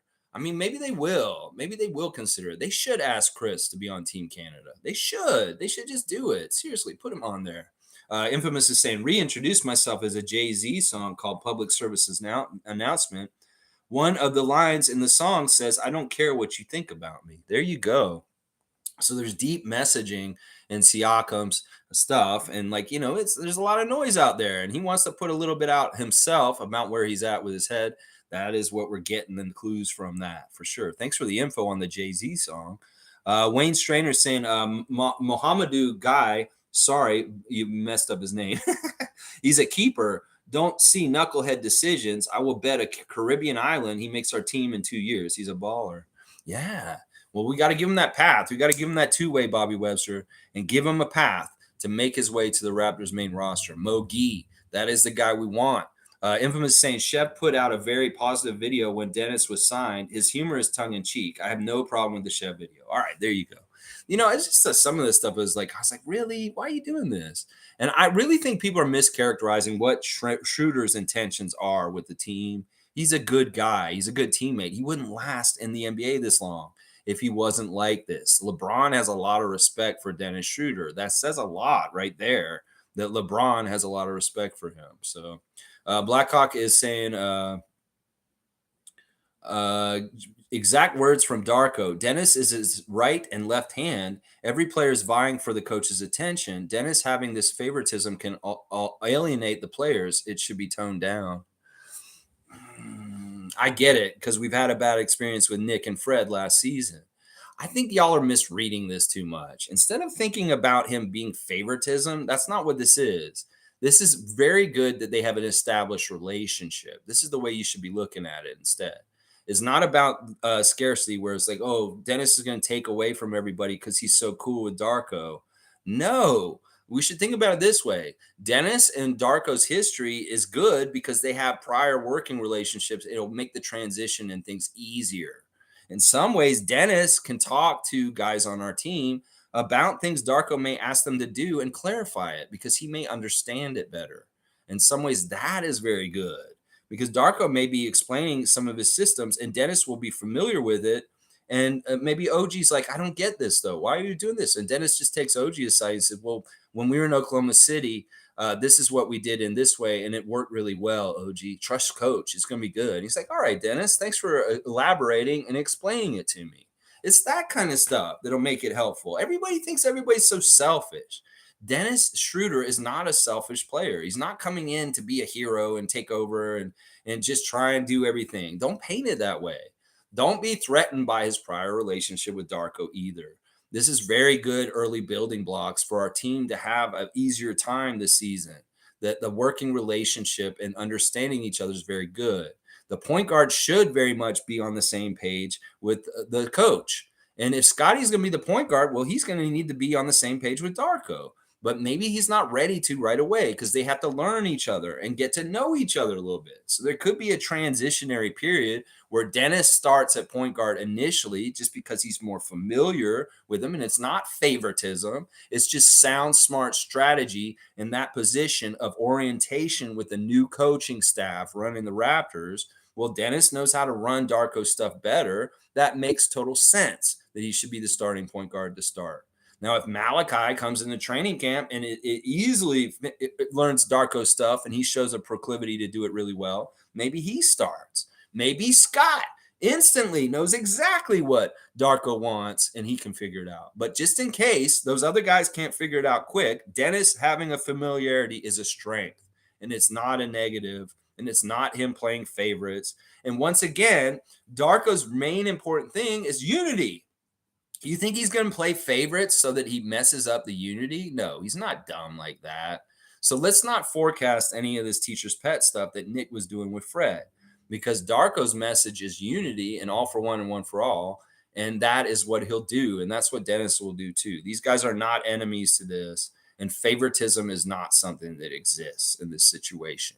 It's sound decisions, smart decisions made by the coach because it makes the most sense. I know what Dennis is going to do. I trust him because I have worked with him before. And that's the difference right there. That's what I'll say. Who's laughing? Somebody's laughing. All right, let's keep going. Mo's saying, W stream Lex all around. Keep up, keep at it in real good times. Are here 3 months away. May seem long, but not really. Time to shock the league as usual. Go Raptors. That's right. The summer will go by quick. And like last season seemed like it went by really fast too. You know, time goes by and things happen. But I know 9:30 where I'll be at. Let's see. MSJ saying, I find a lot of the Raps news just buzz news. Raps Digest is that and then some. But it's the nature of trying to make video for the money each day. And the same could be said of Skip, Stephen A. Smith, all of them. Yeah. Yeah. In some ways, the nature of wanting clicks and sensationalizing things and being aggregates. Like there's a lot of aggregate sites and channels that are getting a lot of under fire. Like Raptors Nation or whatever. There's a certain Raptors sites that puts out stuff constantly. Mike Luciano writes this bullshit. He takes secondhand stories from other places and he recapitulates it in his own way. And half the time his shit is bullshit. And there's a lot of that right now. There's a lot of stuff that's like not really good sound news stuff, but it's masquerading as it. NBA Central as a Twitter account is exactly that. And it is all designed for engagement and clicks. So they'll make a provocative headline that may grab your attention and be like, whoa, I don't agree with this. And you want to see why you don't agree with it. And you go watch it. And that's all they wanted. They just wanted you to get the clicks. So a lot of it is money and monetary driven kind of stuff that makes people kind of do clickbaity shit. And we know that. Trevor's saying, I saw that stupid guy yesterday talking about how he knows that New York is going to get OG. He said, tell Toronto fans. Okay, I don't know which stupid guy you're talking about. I'm just going to guess it's an idiot that's on YouTube. Yeah, whatever. They're going to try and get OG. A lot of people have been trying to get OG for years. They have not been successful. Shirkan said, Raptor Freak family, we have to stop about the ballroom ceilings. It's about the talent level. We can blame it a bit for long range shots, but not when you're missing gimmies at the rim, playing D, or turning the ball over. Shirkan, reality check. Thank you. Thank you. You're exactly right. I just, it's not really that we're blaming it for how we've done it Summer League. It's just that for our own information in the future, maybe we don't want to be in that kind of setting because it isn't helpful in that regard. That's really kind of what we're looking at it from. It's not really that we want to use it as a scapegoat for why we did so poorly. We understand why we did so poorly. It's just for the future. Maybe we don't want that arrangement because it could be impeding our shooting. We don't know. Trevor's saying he is saying to Toronto Raptors fans because of OG's management. Oh yeah, because he got a new management and they have ties to New York. Well, why wouldn't every single person that's in that organization representation just go to New York if that's true? They have a lot of clients, and I think it's a very small percentage of them are actually Knicks. So it's a stupid logic, just because that talent group. It's like, does everybody on Clutch go to the Lakers? No. Okay, then. Says everybody in that management that OG's in now goes go to the New York Knicks? No. So why you can infer that kind of stupid shit? It's Knicks fans wishful thinking. Some of it, they're like, "Oh, OG signed with this group, and it's Leon Rose," and all that. Oh, he's going to come to New York. They wish. That's what it is. They're wishing for that, and they may say that more just because of that. Let's see. Fiercely saying, I live in Ottawa. Complicated logistics, but we'll meet you, fam, soon enough. Awesome. Fiercely, seriously. If you're going to make a trip to Toronto for any games this upcoming season, we'll make it an event. You can make it whatever is convenient for you, and you let us know which one you're coming, and we will come and try and go to the game with you, or at least meet up around the game and make a big deal out of it then. Just like when Tom came to town from Victoria, if you come from Ottawa, we'll make a special deal and we'll get it together. And you just let us know ahead of time, and we'll set it all up during the season. How about that? Thank you, Trevor, for the cutoff. Shirkan saying, laugh out loud. Nice one, Lex. That's what he's going to be like in Philly. Yeah, I bet you it's going to be a bit like that. He'll have to go easy on Joel. In some ways, if he pushes Joel too hard, he's going to be in big trouble there already. He's got to make Embiid happy. He's got to kiss his ass. So he's in kind of a bad situation. He wants to get the most out of Joel and push him, but Joel may not physically be able to do what Nick wants him to do. And there may be a little bit of conflict and frustration from that kind of a situation. Joel may be like, Nick, you're pushing me too hard. He's like, but I need this more from you. Just a little bit more, Joel. He's like, but you're pushing me too hard. I'm going to cry and run down the hall. That kind of shit could happen. Who knows? Isaac's saying, can we not just call Ibaka already? Ibaka, all right, you know what? I'm going to call Ibaka. Why not? Isaac Campbell's calling for it. I'll call for Ibaka. Listen, this is going to be long distance, though. I know this. All right, hang on. Yeah, it rings really weird when you're calling Africa, guys. Hello? Hello, Serge. Hey, I see you're in Ivory Coast right now. Amazing. Wow. Yeah. So you're a man of the streets, a man of the people. I love it. I love seeing that, man. You just mix it up with everybody over there. Yeah, this is just life. Hey, listen, I know that they haven't officially talked to you yet, but as an unofficial representative for the Toronto Raptors, I'd like to extend an invite to you to come and be in our training camp roster. Yeah. Yeah, seriously. No, I'm not officially with the Raptors. But I want you to. I just think it'd be cool. You're a champion with the Raptors, and we love you, and we want you to do art with us. I know. I wish I had the official capacity to do this, actually. I know. I'm sorry I'm wasting your time. All right. I'm sorry, Serge. Please, I won't call you like this again. All right. I'm sorry. Bye. I tried. Yeah, I'm not official. I can't. I tried, Isaac. I tried. All right. W stream. Thanks, Mike. Seymour saying Gouda cheese, bacon, jalapenos on the $120 hot dog. You get Gouda cheese. That better be very Gouda cheese. Bacon. Okay, bacon. Is it Canadian bacon or is it just fucking bacon bits? They just scribbling some fucking shitty ass bacon bits and jalapenos. Okay, great. Add on the jalapenos, just make my ass on fire when it comes out the other way. Yeah, I want to pay $120 for a fiery ass. That's what it sounds like to me, Seymour. No way. I'm not stampeding over there to get that. No, that Gouda cheese better be very Gouda. Very, very Gouda. All right, let's see. Seymour's also saying Nick is spoiled. He had Kawhi drop him a ring. Now he runs to the MVP of the league. What a joke. Is he even the MVP of the league? I think the MVP of the league is Jokic. But yeah, I get it. I get what you're saying. Fiercely saying Ibaka's collab with BMW is fire. I saw the video yesterday, and yes, he needs to come back. Was he working with Darko during his OKC tenure? No. At that time when Darko was in Oklahoma City. I believe Serge was already in Orlando by then, or around there at that point. So I'm going to say no. I don't think he worked with him, but they may very well know each other just from being around European basketball circles. So we could see. I mean, Serge spent a lot of time on the Spanish team. And I believe that Darko's played a lot against the Spanish league over the years. You know, the European contingency of the Raptors, Serge fits in that real quick and real nice. Come on, Masai, give him a call and get him back. Seriously, just get Ibaka back, just for the vibes, just for the OG and Serge arguing over scarves conversations. Please, please do it. Seymour's saying not bacon bits, it's strips. Okay, so it's actually full bacon. It better for damn sure be full bacon for $120. That's crazy. Get Joey Chestnut down there. He's going to rack up a $10,000 tab real quick, like at the Calgary Stampede with $120 hot dogs. Yeah, Joey Chestnut down there eating like 60 of them. All right, y'all. I guess I've gotten to the end of the comments real quick. Let me just go ahead and do a recap real quick. The Raptors have lost all 4 of their Summer League games. They lost the Brooklyn Nets yesterday. As far as I'm concerned, they can all go except for Mogi. Mogi, I like you. Let's get you on a 2-way and keep you around. Ron Harper, you're on the fence, bro. If you if you're on the 905 this year, but not on a 2-way, I'll be happy because I don't think you need a 2-way. Joe Wieskamp, has been nice knowing you. See ya. David Johnson, if you hang around on 905, that's fine, but you just status quo. Just stay where you are. You're not going up. You're not going down. You just stay where you are. That's fine. I don't mind that. Daryl Morsel, same thing. You want to come and be on 905 next year again, that's fine too. But otherwise, the rest of y'all, it's nice knowing you. Good to see you. Thanks for coming down. Best of luck in whatever foreign country you're going to play in next. Now, no Grady Dick. That was unfortunate. I wanted to see the Grady Dick versus Jalen Wilson matchup. Didn't happen.